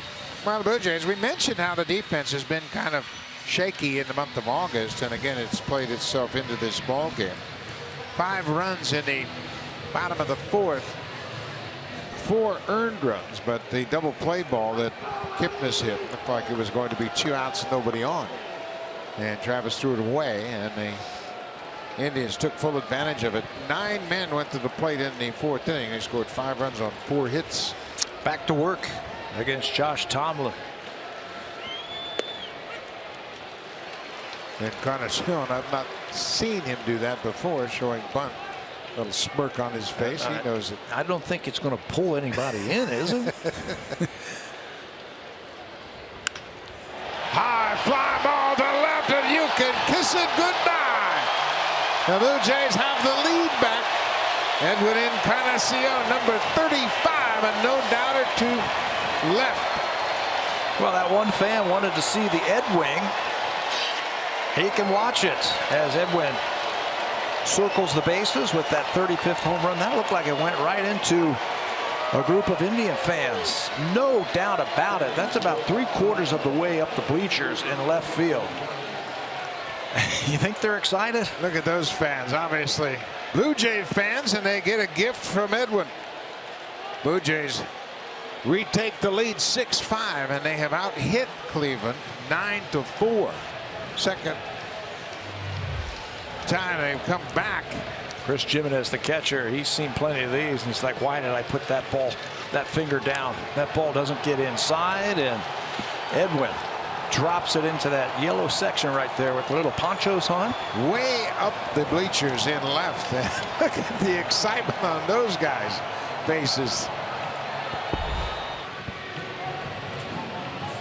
101 RBIs now for Edwin. He is 2 for 3 in this game. Yeah, I feel that way too, Edwin. Wow, look at Stroman. Oh man, you hit that one hard. 3 home runs tonight for the Blue Jays. That's a purpose pitch. Yep. We saw this last night from Trevor Bauer, like we were saying. They did it to Encarnacion, and then he overswung and struck out. They did it to Russell Martin. Dropped him down like that, and then he overswung and ended up striking out. This is where you just got to dial it back just a little bit. It'll hurt worse if you can go deep.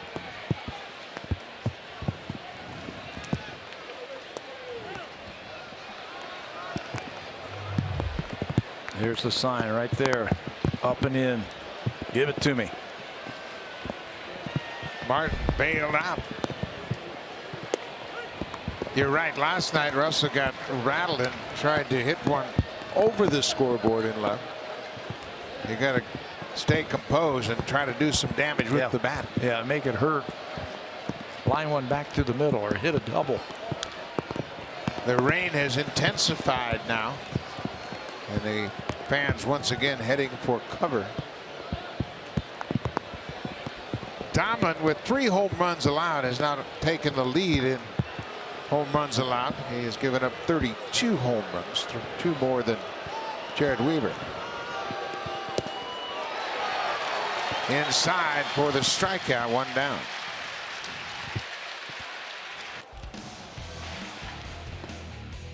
Get a hit of color during Canada's Color Expert Sale. Only at Home Hardware and Building Center locations. Homeowners helping homeowners with expert advice.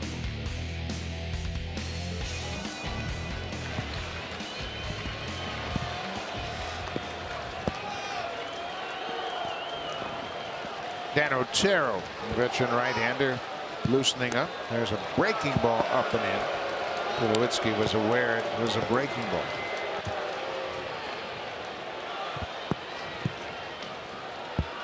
John Gibbons has received the message. You can see the look on his face. Not too pleased about that pitch to Russell Martin. You know, Pat, I hate to be one of those guys to say, oh, in the old days, but that was standard practice. A guy hit a home run, next guy would go down. I mean, that was just the way the game was played, but it's so unusual nowadays that it really is something that gets under the skin of everybody. Or if a guy is swinging the bat as well as Russell Martin is swinging the bat, hey, just a little calling card, right? I know you're swinging the bat. I'm going to buzz you up and in. Nothing wrong with that. It's part of the game. It's been like that a long time. Well, it hasn't been such a big part of the game in the last 15, 20 years. But the old saying used to be the hitters can have the inside half, the pitchers can have the outside half, and that's going to be it for Tomlin. He walks Tulowitzki with 1 out here in the 5th. The Blue Jays have a 6-5 lead. They've out-hit Cleveland 9-4, and they've out-homered them tonight. Tomlin is gone. He's on the hook for the loss. Dan Otero will come out of the bullpen.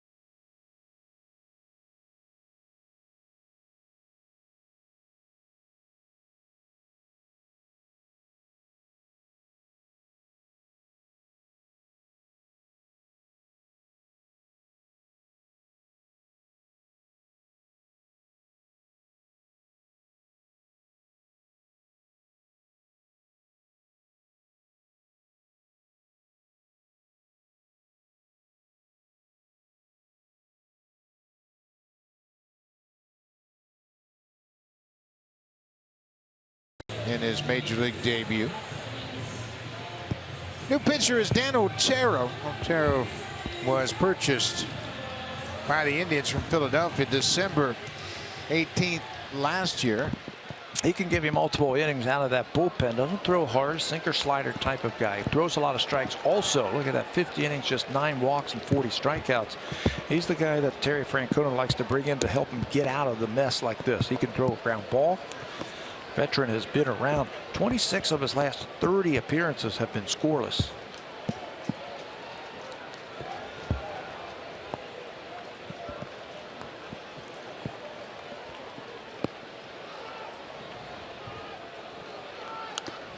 Saunders fouls it back. Michael is 0 for 2. He scored a run in the third. He scored on the Upton home run. Career high 20 home runs for Michael. Named to the All-Star team.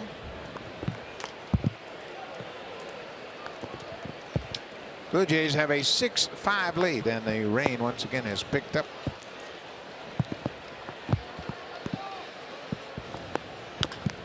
Bounce back to Otero. He goes to second for 1. Back to first in time. Otero comes in and puts out the fire in the top of the 5th. It gets the double play. We'll go to the bottom of the 5th thanks to Edwin Encarnacion. The Blue Jays have the lead.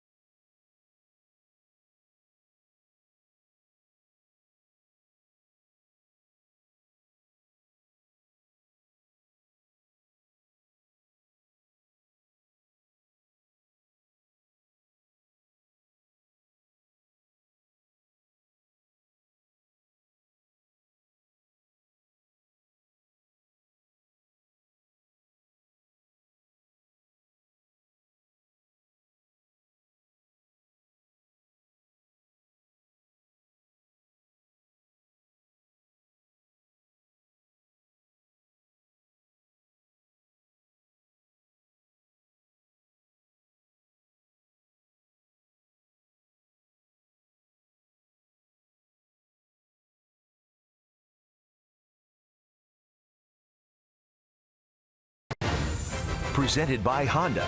A lot has changed in 40 years, but one thing hasn't. Honda, proud fan since 1977. Official vehicle of the Toronto Blue Jays. Progressive Field in Cleveland, where the Blue Jays have the lead, and Aaron Sanchez is out of the ball game. Joe Biagini comes in, making his 44th appearance of the season. Long extended inning for Aaron, so he is out after 77 pitches. Coming in, Joe Biagini. This is his 44th game, and boy, what a surprise he has been. He has been a nice little bridge in these types of games. When the starter gets knocked out in the 4th or the 5th inning, he can give you a couple of innings coming out of that pen with that fastball. You can cut it, a little bit of a curveball. He has really opened up a lot of eyes for the Blue Jays coming out of that bullpen. He is one of the hardest workers on his mechanics. You see him every day down in the bullpen, no matter how often he has pitched, working on his delivery, trying to develop a delivery he can repeat, and he has had a terrific rookie season. Says his cutter has really come along this year. It's a pitch that was introduced to him, and he says he's taken to it. Always been able to spin a breaking ball, but that cutter's been a nice pitch for him. Ground ball. Travis from the outfield grass will throw to first. 1 away. Well, as bad as the month has been overall, the Blue Jays are in first place, and they are half game ahead of Boston. And Baltimore lost last night, and Baltimore trailing tonight. Boston and Detroit, they're scoreless top of the second in Detroit. But, you know, Toronto's got everything ahead of them. They're in first place right now. They got a chance to play Boston, Baltimore, New York, Tampa Bay down the stretch. And you can't really complain about much when you're in first place. Yeah, they're pitching the ball much better in August. Their ERA is 3.5 in August. They just haven't been scoring the runs that we have seen in the past, and they actually have a winning record in the month of August. They're 10-7. 10-7 in August. The pitching has held the opponents to a .237 batting average. So the pitchers are doing their job, and they have been consistent all season long. That's why I think the Blue Jays' best baseball is ahead of them. We haven't seen that streak where everything went their way, pounding the baseball, catching it, pitching, and where they're putting all three phases of the game together. We saw it a couple of times last year. They had 2 11-game win streaks. This year, their longest win streak, 7 games. 7 games. They've had a 7-game win streak, and John Gibbons was talking about that on this road trip, saying, you know, last year we had those 2 11-game win streaks, and you put those together and it can really beef up your record in a hurry. Another ground ball to second. Big hop for Travis.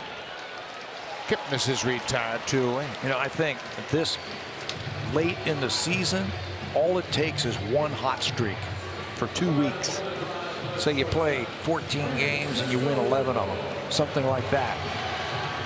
You just blow the doors off of everybody else. And the Blue Jays haven't done that. They've played well. They've got 69 wins and 53 losses. That's 16 games over 500.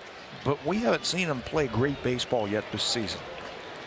Not like we saw coming down the stretch last year. Biagini.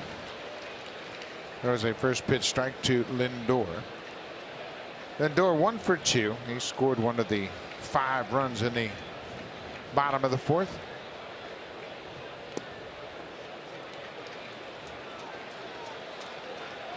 Biagini had never worked out of the bullpen until the Blue Jays drafted him from the Giants as a Rule 5 draft. He came to spring training just kind of auditioning, if you will, for a spot on the team. Made the team in spring training, and you know, certainly he had the benefit of being a Rule 5 player that had to be carried on the roster. And playing on a good team. I think you can carry Rule 5 guys if you have a good team. Fly ball into shallow center. Here comes Upton. He gets there and waits for it, and Biagini has a clean inning. His first 3 up, 3 down against the top 3 in the Indians order.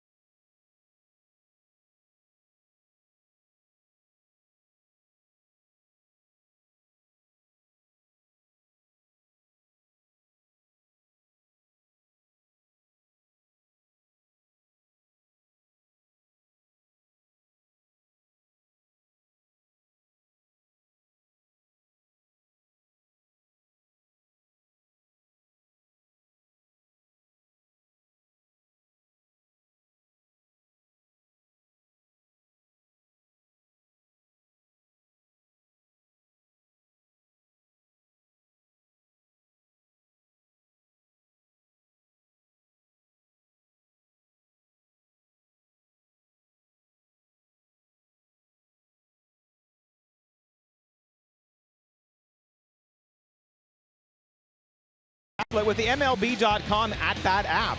Customize at-bat to feature the Blue Jays and stay up to the moment at any moment with scores, news, live game video highlights, and much more. Download MLB.com at-bat the #1 app for live baseball. And guys, you know what they say about the weather here in Cleveland the last couple of days? If you don't like it, wait 5 minutes. It will change. Yeah, it's been like that the last few days. It's been hot, and there have been thunderstorms in the area, so you get a few showers here and there. Melvin Upton Jr. bunts right through it.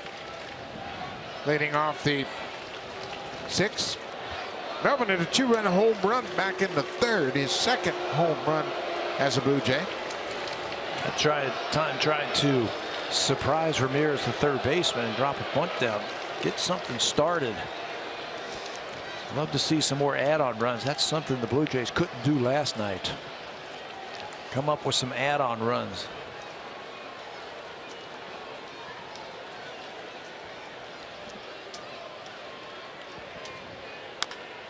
Bounced off home plate. Lindor gets a chest-high bounce and throws Upton out. One away in the 6th.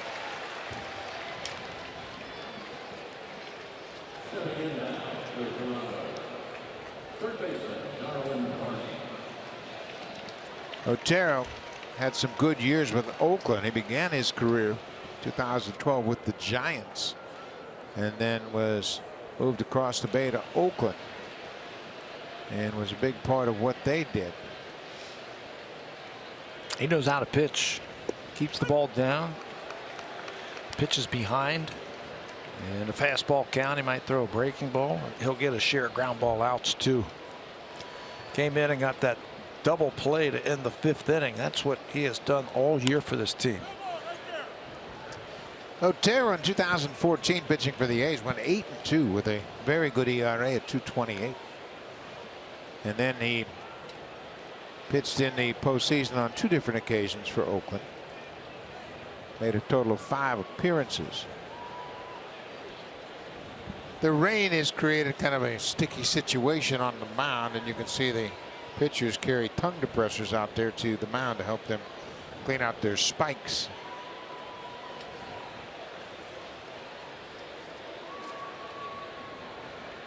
Darwin Barney. He's 1 for 2 with a strikeout. Darwin got the rally started in the 2nd with a 2-out single.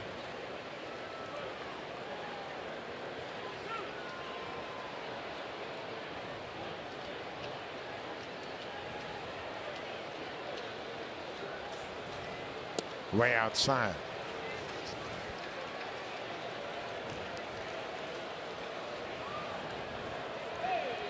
Grass is a little wet, so you got to be sure of yourself. If you're an infielder, if you get a ground ball, you might be throwing a splitter over there with some sink on it.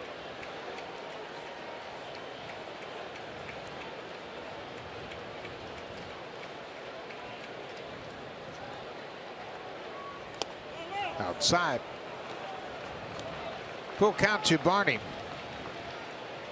Goins waits on deck. Ryan's had a very eventful evening. Had a terrific base running play in the 2nd when he scored on an infield hit all the way from 2nd. Barney gets another base hit, almost a carbon copy of his first. Hits it right over the head of Kipnis, the 2nd baseman. This copyrighted telecast is presented by authority of Rogers Blue Jays Baseball Partnership. It may not be reproduced or retransmitted in any form. And the accounts and descriptions of this game may not be disseminated without the express written consent of Rogers Blue Jays Baseball Partnership. Beautiful swing from Edwin Encarnacion has given the Blue Jays a 6-5 lead. His 35th home run of the season. Just one time to hit a ball like that. Goins pulls it through the right side for a base hit. Barney's headed for 3rd. Here's the throw from Chisenhall. Not in time.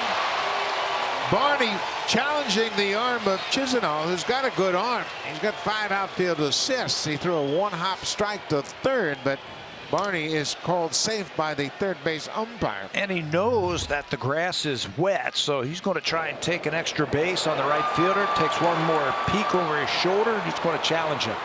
Chisenhall makes a good throw, a 2-hopper, but he's safe. Dives into the bag. And before Ramirez can put the tag on him, he is safe. Good night for Ryan Goins. Barney and Goins both with a couple of hits. Goins has 3 hits since his return from Buffalo. Now Devin Travis. He's 2 for 3 with a couple of ribbies, and he'd love to come through here. Yeah, like a 3-run home run right here. That'll make up for that untimely error he had earlier in the ballgame. He's 0 for 5 going up against Dan Otero. Inside. 27 is Brian Shaw in the Indians bullpen.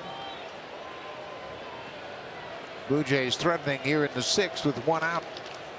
Terry Francona knows that he is heading to a very dangerous part of the Blue Jays lineup. Ground ball. Ramirez will come home, and Barney is tagged out. Ramirez makes a heads-up play. It possibly wasn't going to be a double play ball, so instead of going around the horn, he comes home to cut down Barney at the plate. Got to run on that situation. 1st and 3rd, ground ball. I thought any ball that takes the third baseman to his left, the play is to go around the horn, but he elects to come home. And there's really no place for Darwin Barney to slide. The bat is up the baseline. The catcher blocks him off, and Blue Jays lose an opportunity with a runner at 3rd and less than 2 outs. Ramirez has been an impressive performer against the Blue Jays this season. He has done it with the bat, and he's made some good defensive plays. So now Ezekiel Carrera bats with 2 outs and 2 on. You got to figure that this is Otero's last batter. I can't see Terry Francona letting him face Encarnacion.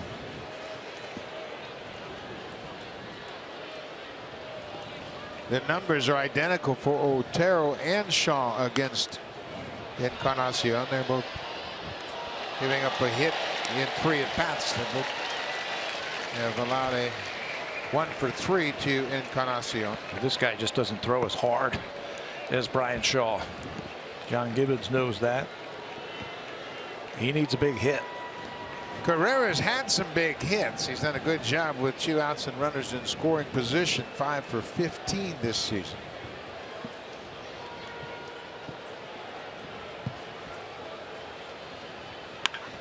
Pulled hot shot to first. Napoli will go to the bag, and the Blue Jays will strand a pair of base runners. 2 hits, no runs, couple left.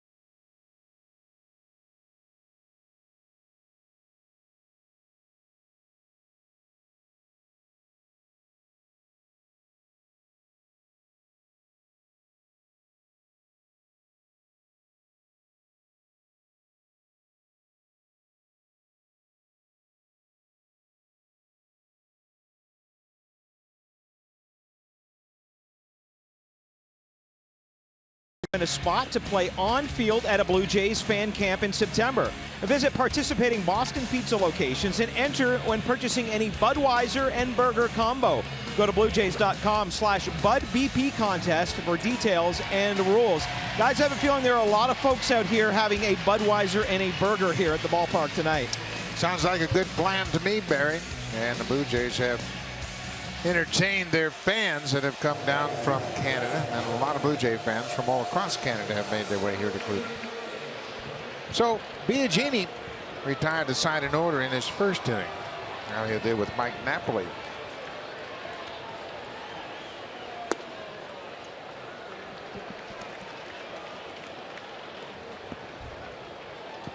Napoli had a sac fly in that 5-run fourth inning.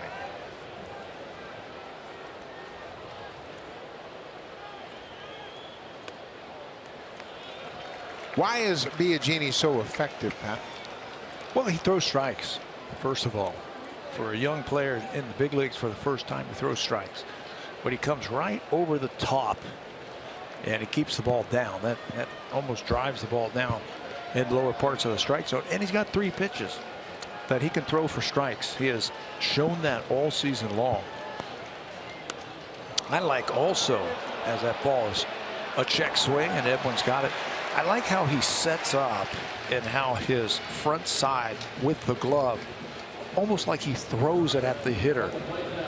And that helps him to hide the ball, makes it tough for the batters to pick up the baseball when he does release it with his other hand.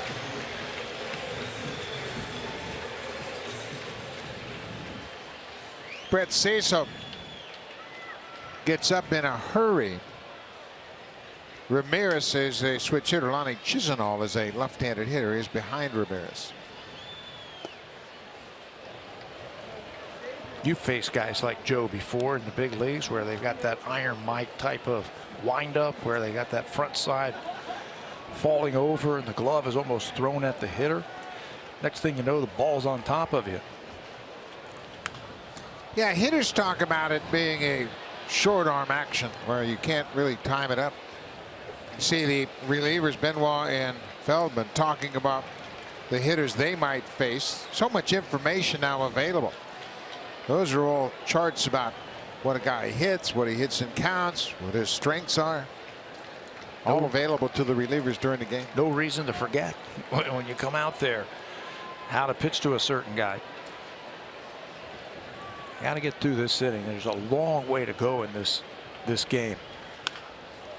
Ramirez bounces it to second. Travis throws him out. Biagini 5 up, 5 down. Well, the big blow in this game was right here. It was a long at bat for Lonnie Chisenhall against Aaron Sanchez.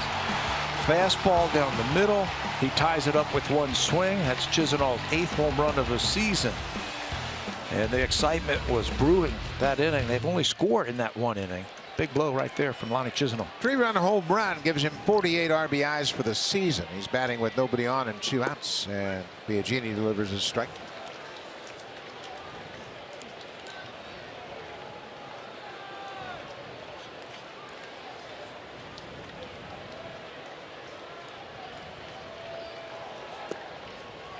One and one now to Chisenhall.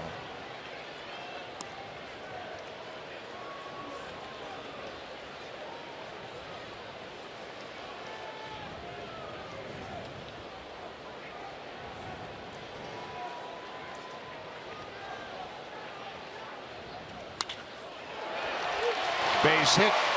Got to cut it off. Saunders cuts it off. Chisenhall's headed for second. Here's the throw. Offline, and Chisenhall is safe. Lonnie Chisenhall with his 2nd extra base hit of the night. That's his 20th double of the season. Saunders cut it off, but his throw was wide of second. Playing him in the gap just so that wouldn't happen. No extra base hits. He goes down and gets this ball, golfs it through the infield, hits that wet grass, it takes off. Saunders gets over there. But the throw is offline just a little bit, and that allows Chisenhall, thinking 2 all the way. Get yourself into scoring position with 2 outs so you can score on a hit. Dives in for an extra base hit.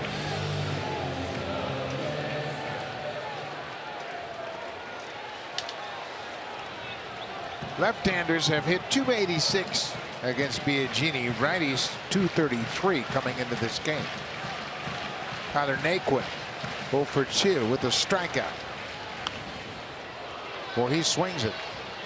He's up there swinging the bat with a lot of confidence right now. He's got some tools.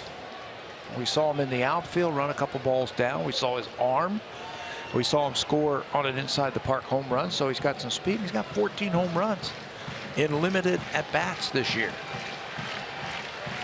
14 home runs, 15 doubles.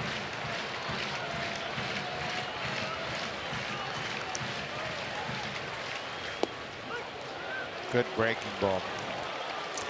You know, it's interesting when a player is out all year, like Michael Brantley has. He is their best hitter, in my mind, the best hitter that the Indians have to offer. He's had a shoulder problem. He's been out all season long. That's opened up an opportunity for some young players. And Naquin has taken advantage of it. He has opened up some eyes in the Indians organization. Curveball, he foul tipped it and stays alive. You know, there's always an opportunity, and Terry Francona has seen this throughout his managing career. When you have talent in your system, someone's misfortune is another one's opportunity, and Naquin has made the most of his opportunity. And Terry has done a good job of putting him in positions against certain pitchers where he can succeed. He doesn't play too often against left-handers. He's got Rajai Davis to do that.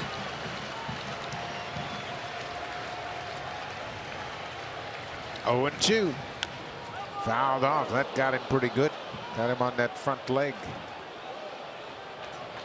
That's that movement of the fastball from Biagini. He cuts the ball down and in. He throws that fastball down and in.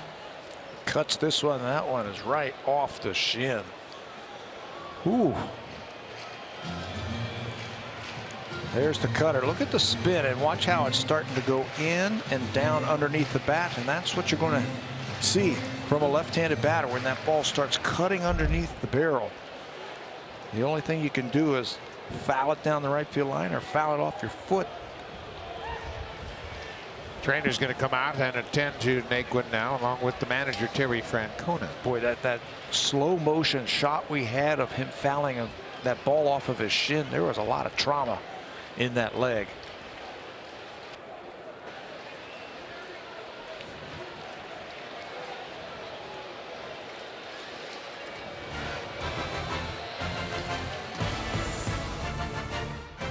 A lot of things have changed, but one thing hasn't.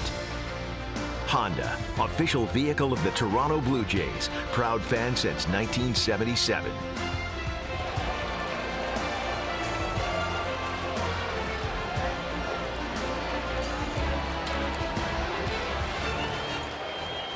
Naquin has regrouped now. He steps back in the batter's box. It's an 0-2 count, 2 outs. Lonnie Chisenhall is at second with a 2-out double. Blue Jays have a 6-5 lead. They've out-hit Cleveland 11-5. Biagini strikes him out. Naquin strikes out for a second time. Biagini, 2 good innings. And the Blue Jays maintain their 6-5 lead.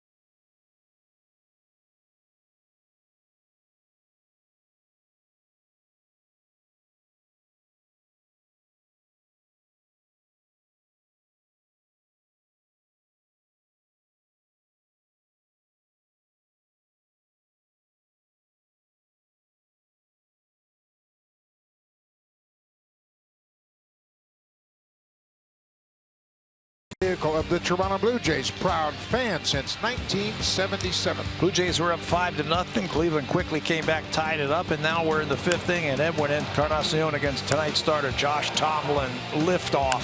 Home run number 35 deep to left field, about 3/4 of the way up the bleachers in left field. He's going to come around and touch home plate with the 6th run of the night and tonight's drive of the game. He hit that one off of Josh Tomlin. But here in the 7th inning, he's going to get a new pitcher.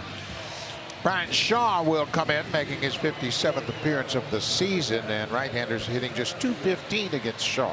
Can't throw the ball straight. He's got a great sinker, a nice cutting action on his fastball. He throws hard. He'll get his share of strikeouts. Averaging a strikeout an inning. I didn't think Terry Francona was going to let Otero face the middle of the lineup for the Blue Jays. Encarnacion, Martin, and Tulowitzki. He wanted somebody who throws a little bit harder, and that's why Brian Shaw is in the ball game. Edwin, his 35th home run, the last time up. Inside off the plate.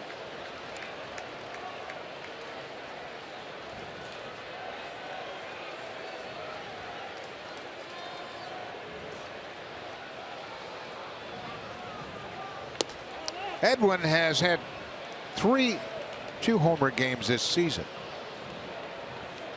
Most recently, June 27th. Against the Rockies in Colorado.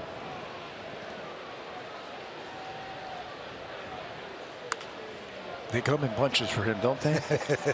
And once you see one of them, and something that can give it away, when he starts rocking back on that right leg and starts loading up and then recognizing that pitch early, that's when the home runs start coming for him. And a big home run Tuesday in New York, a 2-run home run to tie the game 6-6.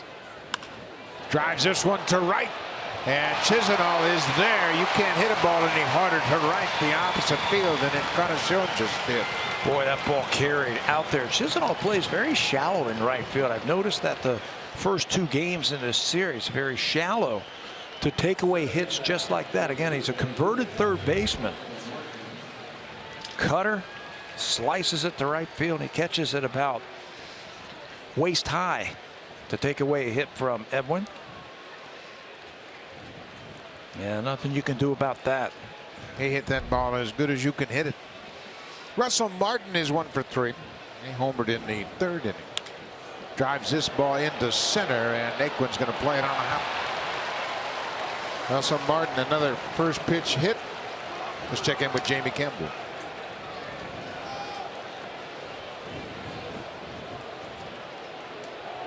Stepping in for the Blue Jays, the designated hitter, Drew Pomeranz and Daniel Norris, the starting pitchers in that game. There's Joaquin Benoit. 7th inning, Benoit time. He was terrific last night as he had a 3-up, 3-down inning, bottom 3rd of the order. He had 2 strikeouts in the 7th. Troy Tulowitzki, the DH tonight.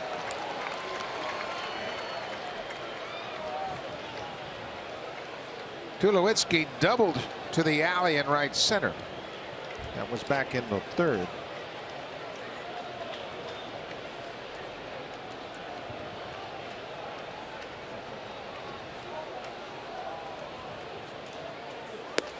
At the end of May, Tulowitzki was hitting just over 200.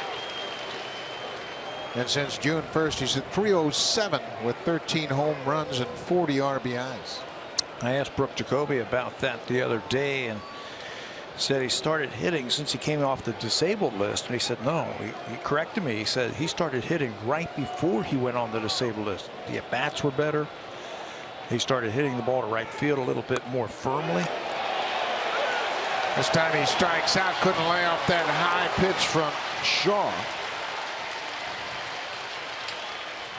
Brooke Jacoby, he knows his hitters very well and keeps track of everything they do.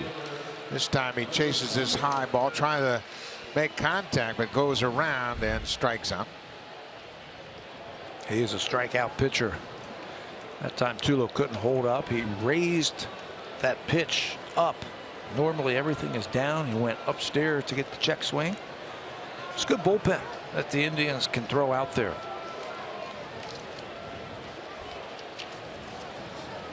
Michael Saunders is 0 for 3 so far.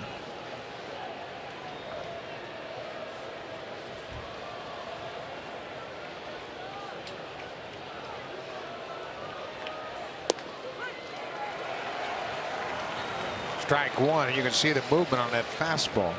It's a natural cutting action that he has. He can get on top of it almost like Mariano Rivera, the way that when he throws a fastball, there's some late movement to it.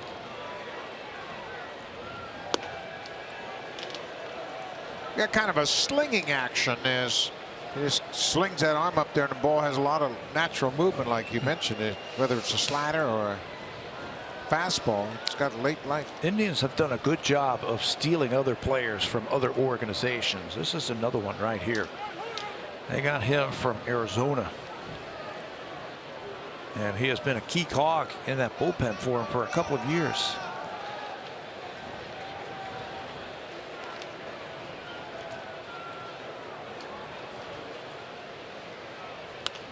Shaw is 28 years old, and you look about this roster in the long haul, and the core of their team. Lindor's 22, Ramirez is 23, Naquin is 25, Chisenhall is 27, and Brian Shaw is 28, as we mentioned. Last night's starter, Trevor Bauer, is 25. They're in pretty good shape. Danny Salazar is 26. There goes Russell. He got a good jump, and there's a base hit down the left field line. Martin is headed for third as Saunders comes up with his first hit of the night. Martin got a good break. He was taken off for second with 2 outs and goes to third on the base hit. They just forgot about him over there at first base, and you're gambling that Michael Saunders is going to hit an extra base hit so he can score. There's no one on the left side of the infield. Just slap it the other way. Unfortunately for the Blue Jays, Almani gets over there, cuts it off, and he's got to hold Russell at third.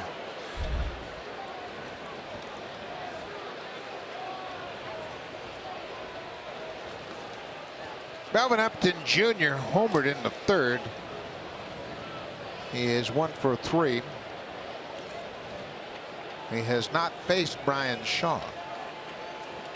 Get on the first pitch. He did. Good pitch to hit right there. That one stayed in just a little bit.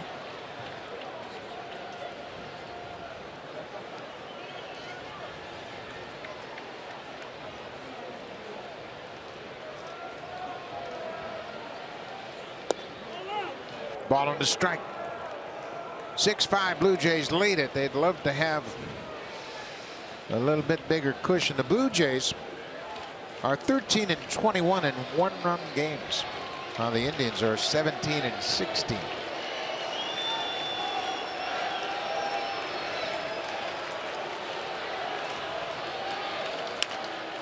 Ground ball to second.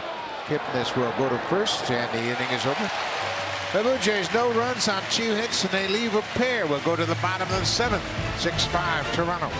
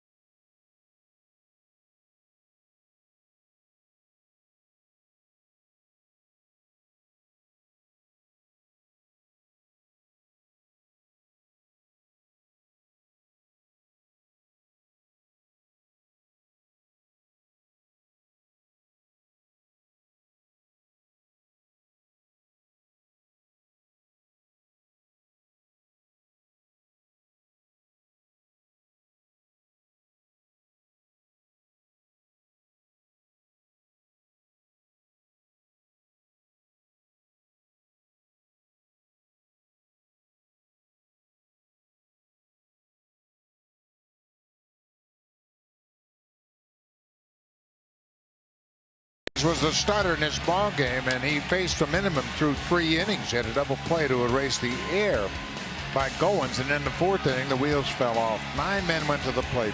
They scored 5 runs on 4 hits, 4 earned runs, and he threw 77 pitches, and they were on him pretty good. Yeah, he was breezing those first 3 innings. They weren't sniffing a hit. He had 4 strikeouts through those first 4 innings, and then the walk and error set it up for them to score 5 runs. He is out now. This is the second reliever of the night for the Blue Jays, Joaquin Benoit, game number 37 for him. We saw Joaquin in last night's game pitch a very clean 7th inning. He has taken over that spot for the Blue Jays. Right, he's hitting just 194 against Benoit. He had a couple of strikeouts in last night's game, and it looks like the same 3 guys here for the Blue Jays as they try to finish this one out.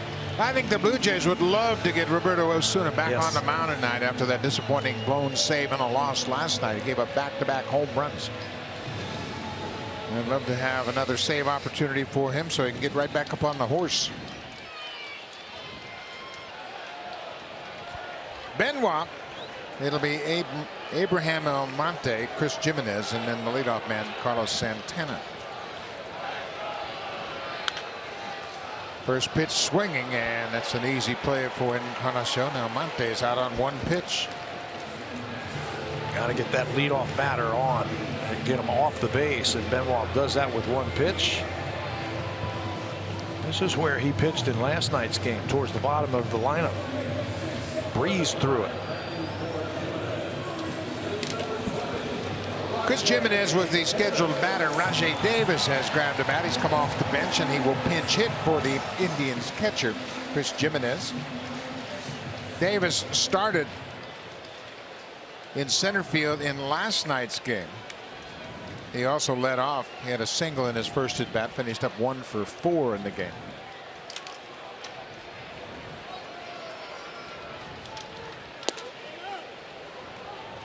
Davis just 1 for 2 against Benoit. But you got to keep him off base. Yeah, everybody's got to shorten up on the infield.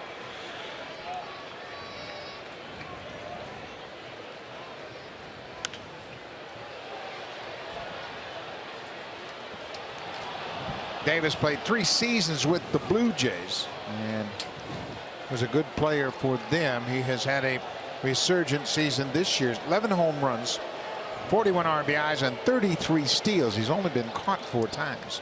Another one of those signings that went under the radar by the Indians this winter.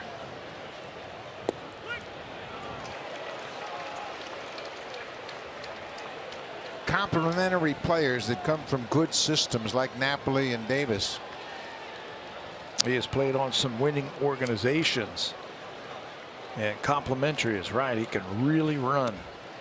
That is his job. Get on base, cause some havoc when you do.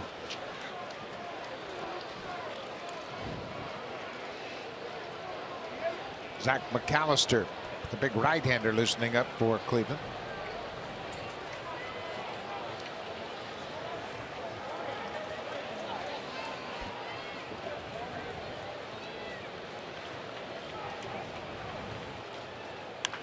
Pulled the foul.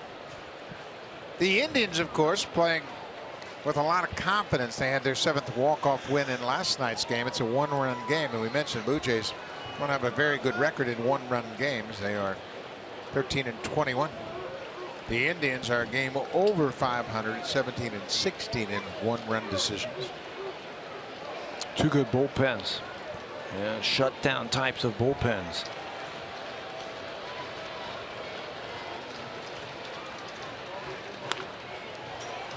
Benoit pitches with his head, and he sees that Davis is out in front, and he throws that splitter and gets him to pull it foul again. It's been such a good pitch for him. Yeah, it's been a great pitch for him, and it's been a welcome addition to the Blue Jays bullpen. Last 11 appearances, 10 innings, no earned runs. They didn't have a guy who could throw that splitter, something that can go down where you can get some ground ball outs when he comes into the ball game.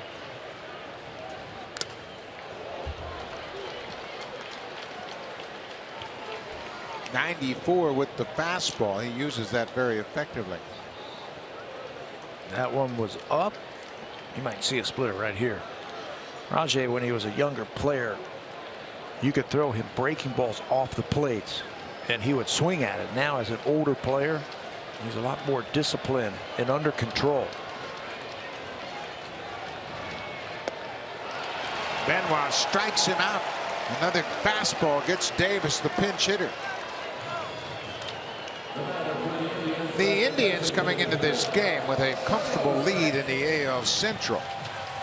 20 games over 500 for the first time since the end of the 2013 season. They have a 7-game lead over the Tigers. Kansas City just 2 games over 500, 9 games back. You know what they wanted to do? They talked about it in spring training with the organization and the players and everybody. They said we want to accomplish 2 things. We want to get off to a good start in the season. We don't want to bury ourselves like we've had the last few years and then make a run in August and September to get back into the picture. They got off to a good start this year. The other thing they wanted to do is they wanted to win in their division. They wanted to have a good record in the American League Central, and their record against Detroit alone should make that one check mark.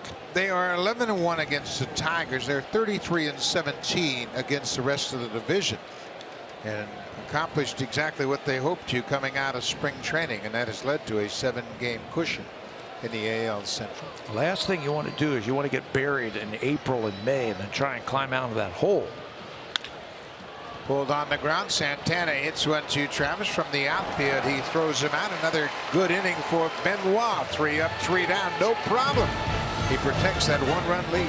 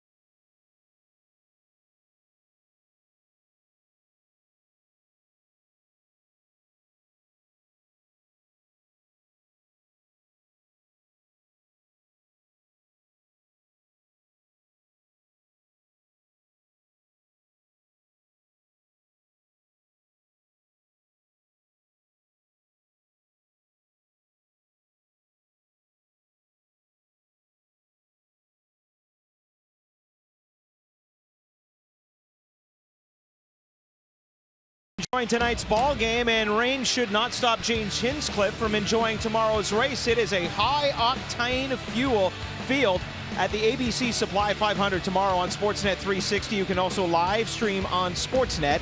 Now we'll get you back to Buck and Pat. Thank you, Barry. New pitcher into this ball game. It's a 6-5 Blue Jays lead, and the big right-hander Zach McAllister coming into the game. He's had some problems with right-handed hitters, and he is on now in the 8th. After that epic 19-inning game on Canada Day, they were struggling for some starters, and this is the guy they pulled out of the bullpen, Zach McAllister. He only threw 1 inning the next day, gave up a hit, 3 runs, 3 earned runs, a couple of walks, and a couple of strikeouts. There's Roberto Perez, who will take over behind the plate. But Zach McAllister is a big guy. He throws hard. Blue Jays figured him out that afternoon. Darwin Barney's had a good day at the plate. 2 singles. He's 2 for 3. Scored a run. Filling in for Josh Donaldson, and I think it's still up in the air as to whether or not Donaldson plays tomorrow. If you keep him out tomorrow, you can have the benefit of Monday's off day. Yeah, two off days, Sunday and Monday. Zach McAllister slipped on that first pitch, and I don't know how he delivered a strike. I mean, his foot came out right from underneath him. I think it surprised Darwin Barney. Yeah, McAllister now going to clean off his spikes. Make sure he has a better grip when he hits that landing spot.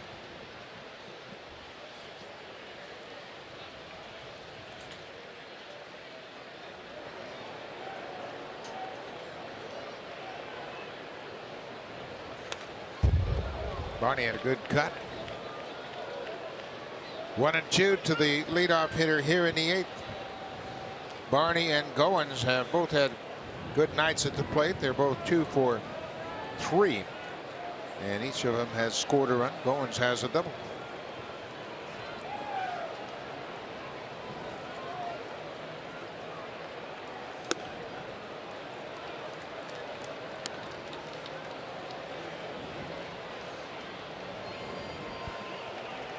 Two and 2. Blue Jays clinging to a 1-run lead. They knocked Josh Tomlin out of the game. Tomlin went 4 1/3, charged with 6 earned runs on 9 hits. Barney strikes out. Let's check in with Jamie Campbell. The batter for the Blue Jays, number 17, Ryan Goins.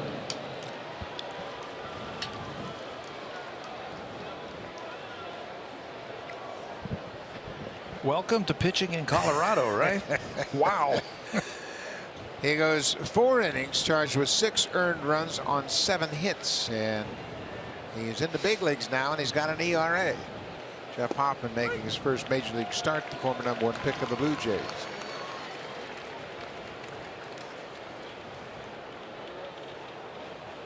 Bryant, home run number 31.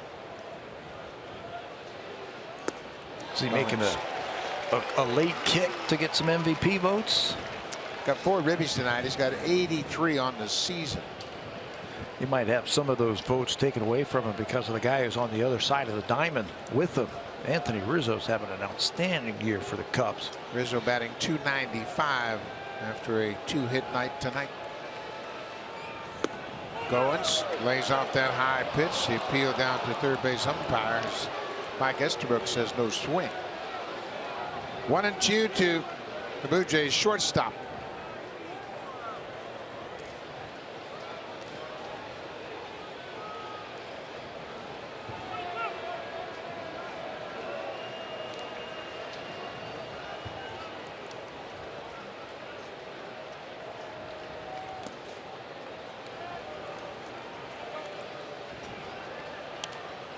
Jason Grilli pitched a clean inning in the 8th last night. He walked a batter, but had 3 fly ball outs and got the Blue Jays to the 9th inning with a 2-1 lead.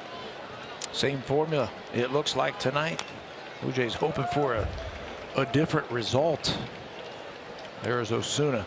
Yeah, they want to get him into the ball game tonight to erase what happened in last night's game.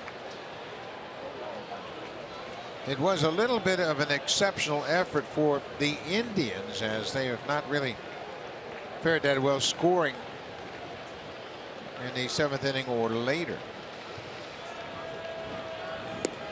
But you wouldn't know that by their last 2 games. They had a walk-off sacrifice fly on Thursday and back-to-back home runs last night to win it. They scored 1 run in their last 5 innings the other night against the White Sox to win that game. 3-2 pitch to Goins. He popped it up left side of the infield. Third baseman Ramirez calls for it. Makes the catch. Let's go right back to Jamie Campbell. Now at bat for the Blue Jays, number 29, Devin Travis. David Ortiz is 3 for 3 with his 29th home run, as Jamie mentioned, and he has 97 RBIs. And he's going to quit. He's going to quit. He's going to shut it down after this year. Wow. He's going to get some votes for MVP. Absolutely he is. The problem he has as far as the MVP voting is some of his teammates are going to take some votes away from him. Mookie Betts certainly going to be in the conversation of American Bogarts MVP. Same thing with Chris Bryant and Anthony Rizzo.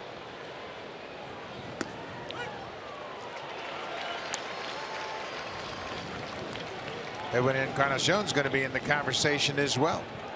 It is 35th home run in the 5th inning, and that's the last run scored in this ball game. And the Blue Jays have a 6-5 lead.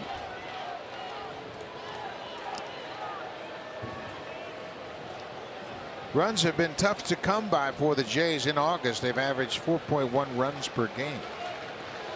Coming into this game, 10-7 for the month.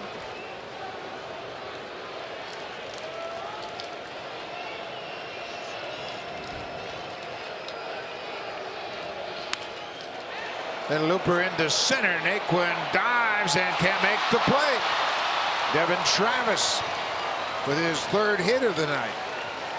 A little bit unsure of his route that time after that ball off the bat of Travis to center field. He was shading him to right field and playing a little bit deeper than what we've seen Chisenhall. Watch him out there in the outfield. That's not real sure. He's breaking back, and now he's got to come in. And by that time, all it takes is one step. A bad step, and that one will drop in for the Blue Jays. You can see Zach McAllister. He's been around. He knows on balls that look like they're going to be caught. That one short hops Naquin in center. So Travis with a 3-hit night. He drove in a couple of runs in the 2nd. Travis broke towards second, and that got Lindor's attention as he broke toward the bag. 2 outs. Carrera is 0 for 4 with a couple of strikeouts. Not a bad time to try it. He's 3 for 4 this year in stolen bases, and McAllister's got that high leg kick, and he is really slow to the plate. Travis again broke, but wasn't sure of his jump. Remember, Roberto Perez just into the ball game, and I always thought that was the toughest thing for a catcher to do, coming into a ball game midstream and then try to make a good throw to throw out a base runner. Probably going to get a fastball right here, 2-0.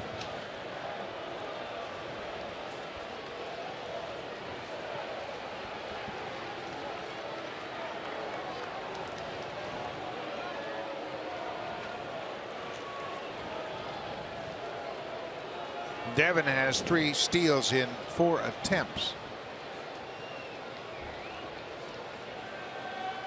Not running. 3-0 now. Trouble on deck for the Indians. The big bat of Edwin Encarnacion. Edwin's had 2 hits tonight, including a long home run into the bleachers in left.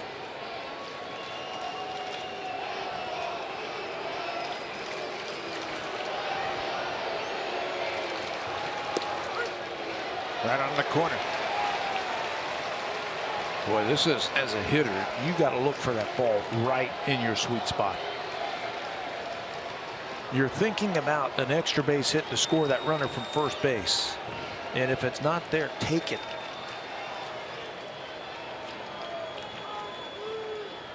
There goes Travis, fouled out of play. So Devin will go back to first. It'll be a 3-2 count with 2 outs, so he'll be running on this next pitch. Napoli will play behind him with the left-hander at the plate, and Carrera. Double. That's what you're thinking. Left center field. Looks like they're trying to keep the ball away from him.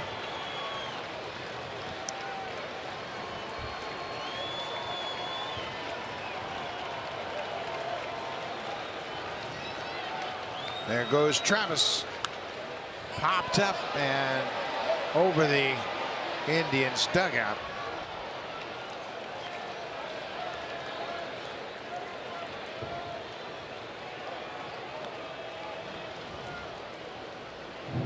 We'll do it again.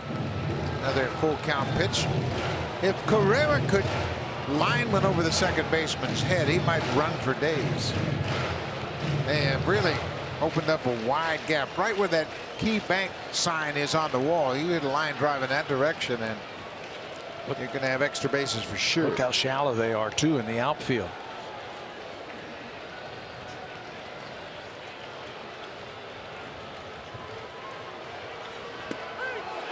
Strike 3 call. Carrera caught looking at strike 3. We'll go to the bottom of the 8th. It's a 6-5 Blue Jays lead. Now time for a Blue Jays Central update. Here's Jamie Campbell and Kevin Barker in the Samsung broadcast studio.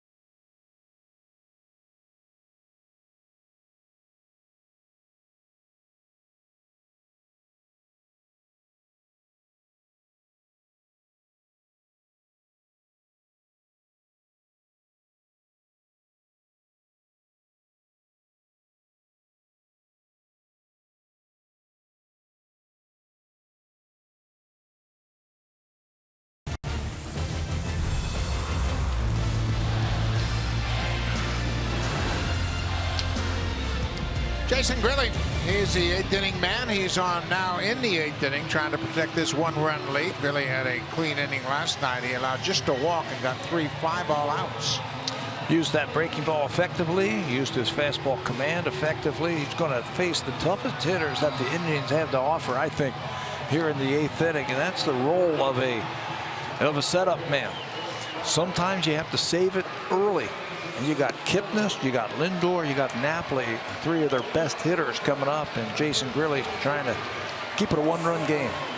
Grilli faced Kipnis, Lindor, and Napoli in the game last night. He got Rajay Davis to start the inning, had him fly out to center, then walked Kipnis, but got Lindor and Napoli on routine fly balls.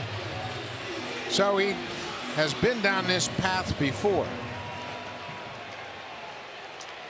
Kipnis, the second baseman, 0 for 3 tonight. Kipnis is 1 for 6 in the series.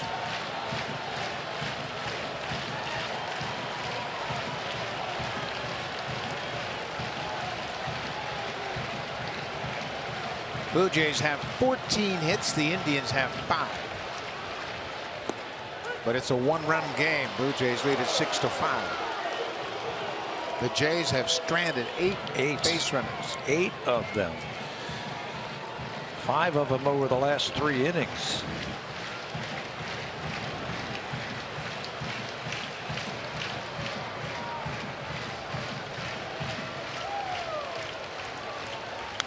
Kipnis fouls it out of play. It's 0-2. Grilli utilizes a very simple approach, fastball, breaking ball. But what he does is he locates both pitches very well. And he's smart too. You can just see all the experience coming out when he's on the mound. You can see him focusing right now, going through the game plan in his mind before he gets up to see the sign from Russell Martin.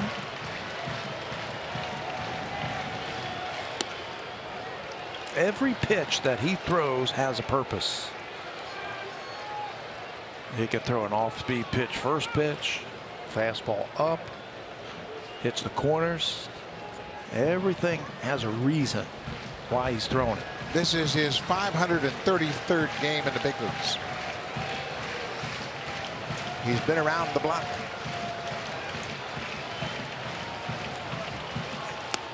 Upstairs, he wouldn't chase. 2-2 now to the leadoff hitter here in the 8th.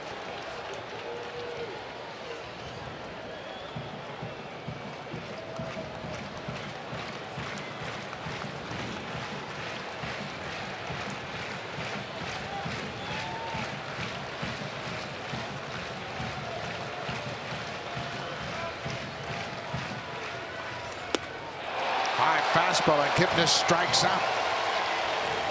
Another strikeout for Grilly. Man on man right there. Grilly versus Kipnis. He's throwing that fastball upstairs, knowing that he will go after it. Kipnis thinking about tying up the ball game. Fastball upstairs. And Jason will pick up a very important strikeout. The reaction from both of these guys show you how important this game is. Kipnis upset with himself. Grilly fired up with the strikeout.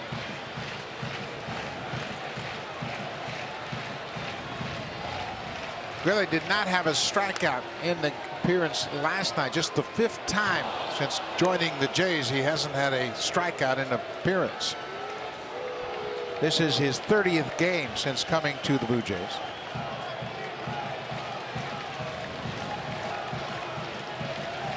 Lindor 1 for 3 in the ball game. Mentioned Lindor is just 22 years old, batting 3rd in a division-leading lineup. Special talent. Special talent. #1 draft pick 5 years ago. Here he is in the big leagues.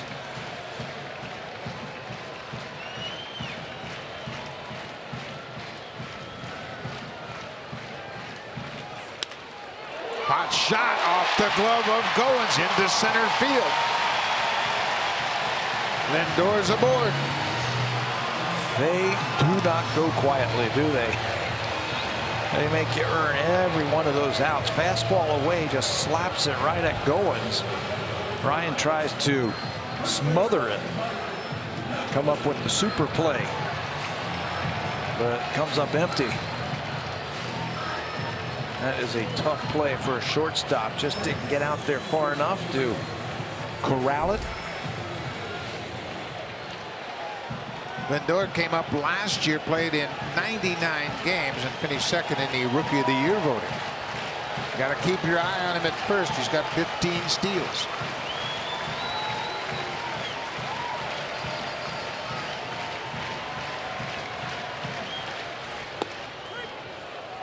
Grilly drops that breaking ball in there for a strike.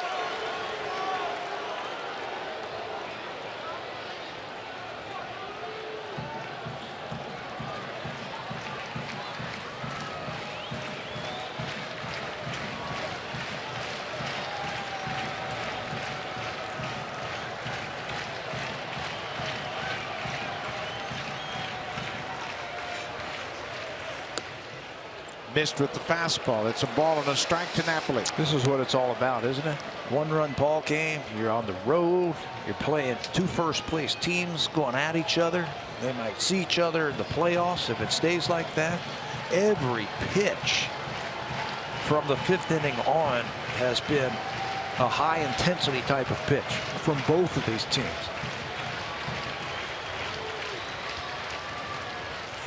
Upstairs, he straightened up Napoli. The Blue Jays are 33 and 27 on the road. Only the Texas Rangers have more wins on the road than the Blue Jays. Texas is 34 and 30. But the Blue Jays have a better winning percentage on the road. Lindor was looking a little antsy over there at first base on that 1-1 pitch. Not running. Travis will go to second for 1. Back to first. Double play. A terrific double play. And Grilly once again pitches out of a jam in the 8th. He continues to encourage his teammates. Travis and Goins turn a tough double play to get the Blue Jays out of the 8th. Jason Grilly brings a lot to this ball club, and enthusiasm is one of the best characters he's got.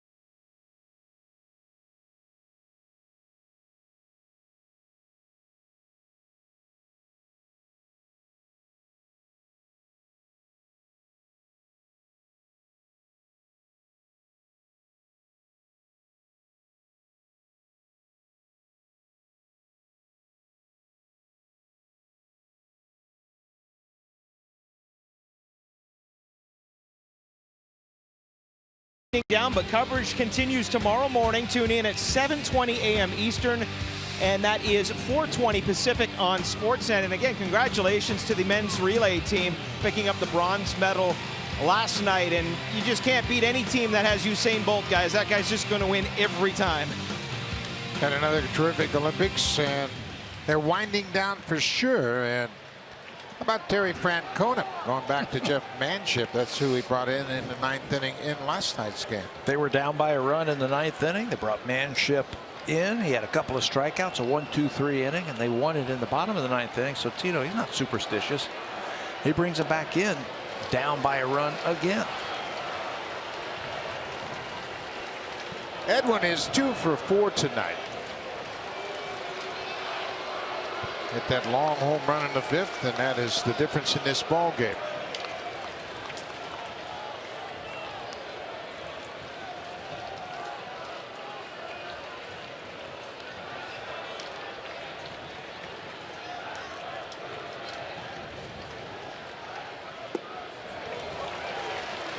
That's what you're going to see a steady diet of right there.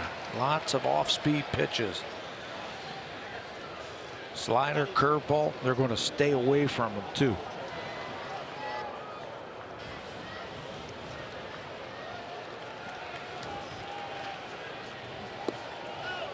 Down and away. Now it's 2-2. Manship retired Martin, Upton, and Carrera in the game last night, striking out Upton and Carrera.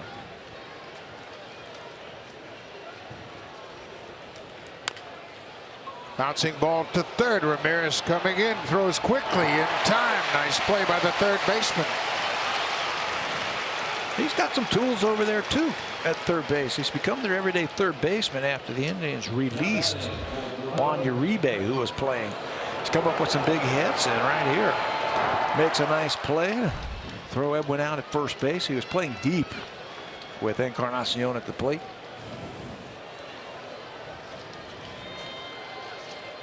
Russell Martin, he too has a 2-hit night and a home run. Russell homered in the 3rd inning.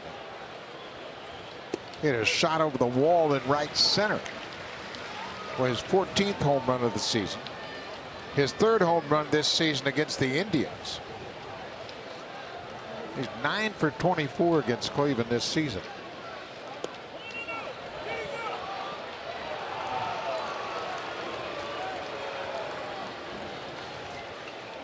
Roberto Osuna, he took the loss and had his 3rd blown save of the season in last night's game when he gave up 2 home runs in the 9th. Russell waves at that hard breaking ball. Do not look for anything straight off of Jeff Manship. A lot of breaking balls, especially to right-handers.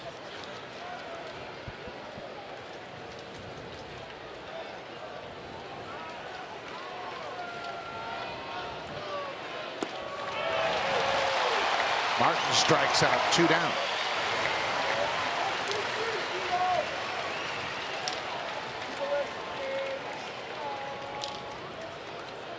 The batter for the Blue Jays, number 2, Troy Tulowitzki. The Cleveland bullpen has done a great job as they have totally shut down the Blue Jays. Tulowitzki, the DH, he's 1 for 3 with a walk. They're in the top 5, aren't they? American League bullpens, bullpen ERA, and it's just getting better with the addition of Andrew Miller, where they got him at the trade deadline from New York. They are 5th in ERA at 3.56 coming into this game, 6th in hits allowed per 9 innings, just 8.02 hits per 9 innings. They got some good arms in their pen. They're 7th in strikeouts per 9 innings. Andrew Miller and Cody Allen, 2 very good relievers at the end of any ball game. Tulowitzki hits it in the air to left. Almonte back in front of the warning track. He makes the catch, and the inning is over. Manship again. A clean inning in the 9th. We'll go to the bottom of the 9th. Roberto Osuna coming on, looking for the save. It's a 6-5 ball game.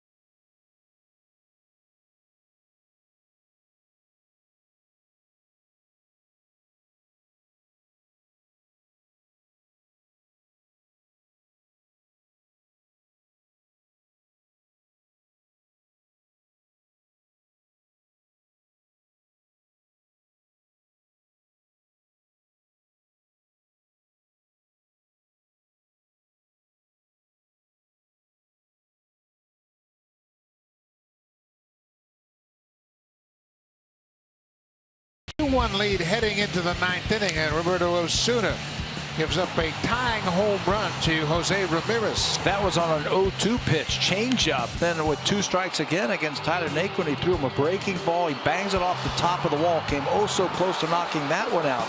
But he's going to circle the bases with the inside the park home run. And the Indians had an improbable win. Blue Jays had to deal with that one all day long. Sit around your hotel room, had that taste in your mouth. Well, tonight you get a chance for some redemption. And here's Roberto Osuna one more time. 27 for 30 in saves this season. He has been spectacular. And look who he faces to start the inning.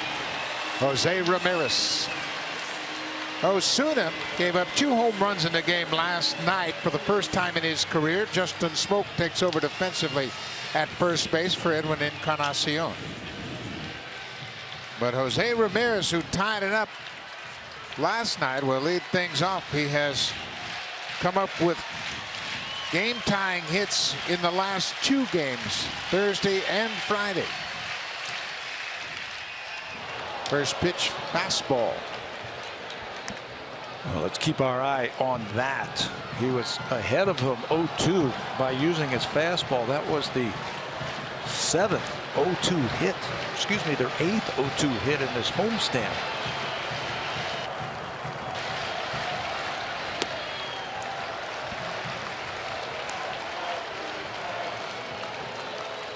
Ramirez with 9 home runs. He's been a terrific clutch hitter for Cleveland all season long.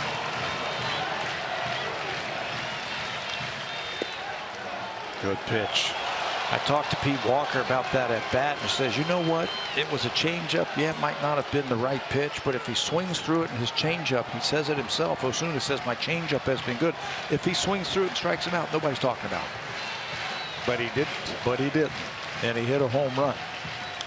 And that time he heated him up with 2 strikes. Well, the problem you have with it, it's his 3rd best pitch. Right. And that's the problem. And that's the old adage, don't get beat with anything other than your best pitch. His slider has had more depth to it. I mean, that could be a good pitch for him too, where he can get a strikeout.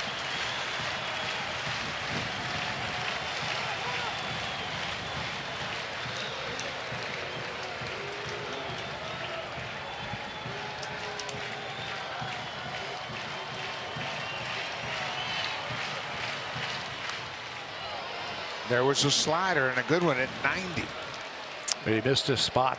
They wanted to backdoor it on Ramirez that time. Russell set up on the outside part of the plate, and he missed his spot.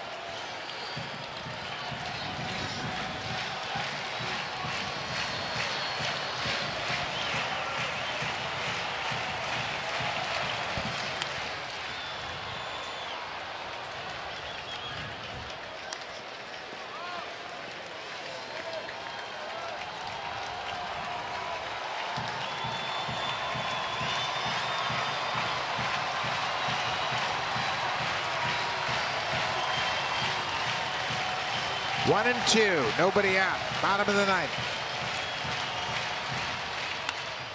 Fly ball to left.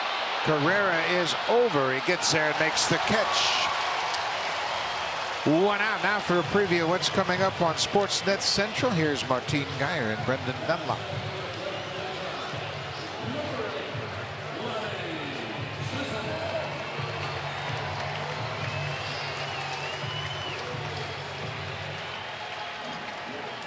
Thank you very much. That's coming up right after this ball game, so stay tuned for all of that.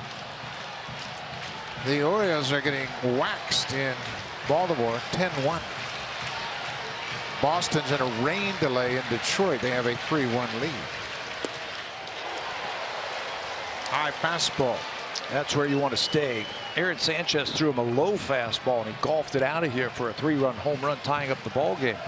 That's where you want to go with your best pitch. Stay up there.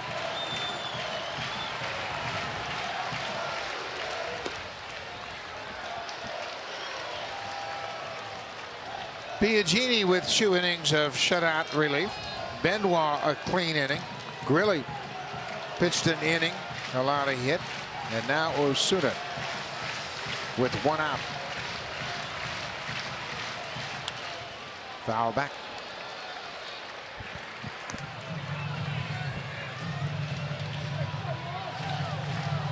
Osuna has performed admirably, given the fact that he was on a division championship team at the age of 20 as their closer.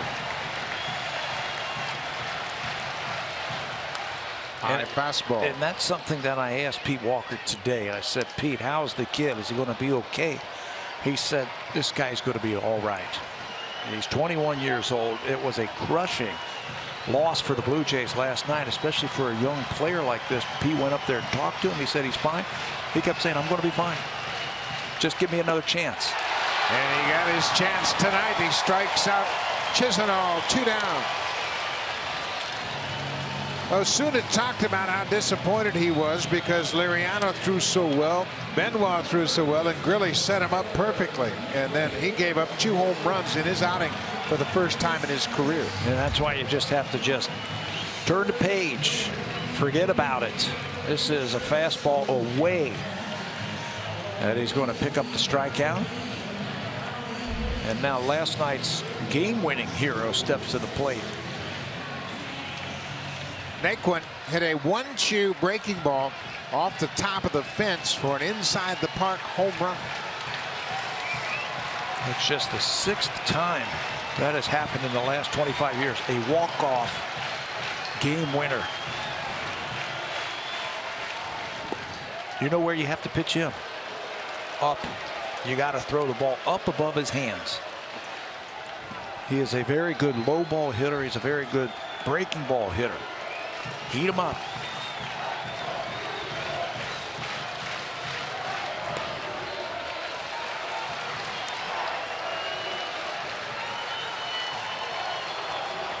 The Blue Jays lost the first game of the series last night, and their record in first games of series 19-21. Trying to bounce back and even the series tonight. Good heater. After the first game of the series, the Blue Jays improved to 50-32. So they've had a tendency to bounce back after disappointing losses to open up series. They just want to get their backs up against the wall and come out fighting. 2-1. Tentative swing from Naquin. Yeah, and it's pretty obvious what the pitch should be. High fastball.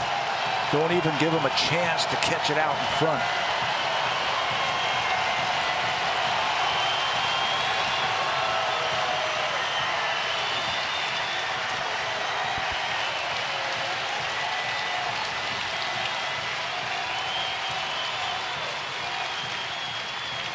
Osuna stepped off the mound. They had some second thoughts about the pitch. Yeah. Russell knows what he wants. Let's see. That's where you want to go. Give it to me. Slap toward third. Barney has it. Ball game. Osuna bounces back and picks up his 28th save of the season. He got back on the horse, and tonight he comes through. 3 up, 3 down in the 9th with a strikeout. You've heard it all the time about team wins. Well, tonight was a team win for the Blue Jays. That was a tough loss last night. You got contributions from Barney and Goins, home runs by Martin, Upton, the game winner by Edwin Encarnacion. Great pitching from the bullpen. Bullpen only gave up 2 hits all night long, slammed the door, and the Blue Jays have a chance to win the series tomorrow afternoon. The Blue Jays have 70 wins on the season. They maintain their lead in the East. Thanks for watching. We'll see you tomorrow. Here's Sportsnet Central. Martine and Brendan.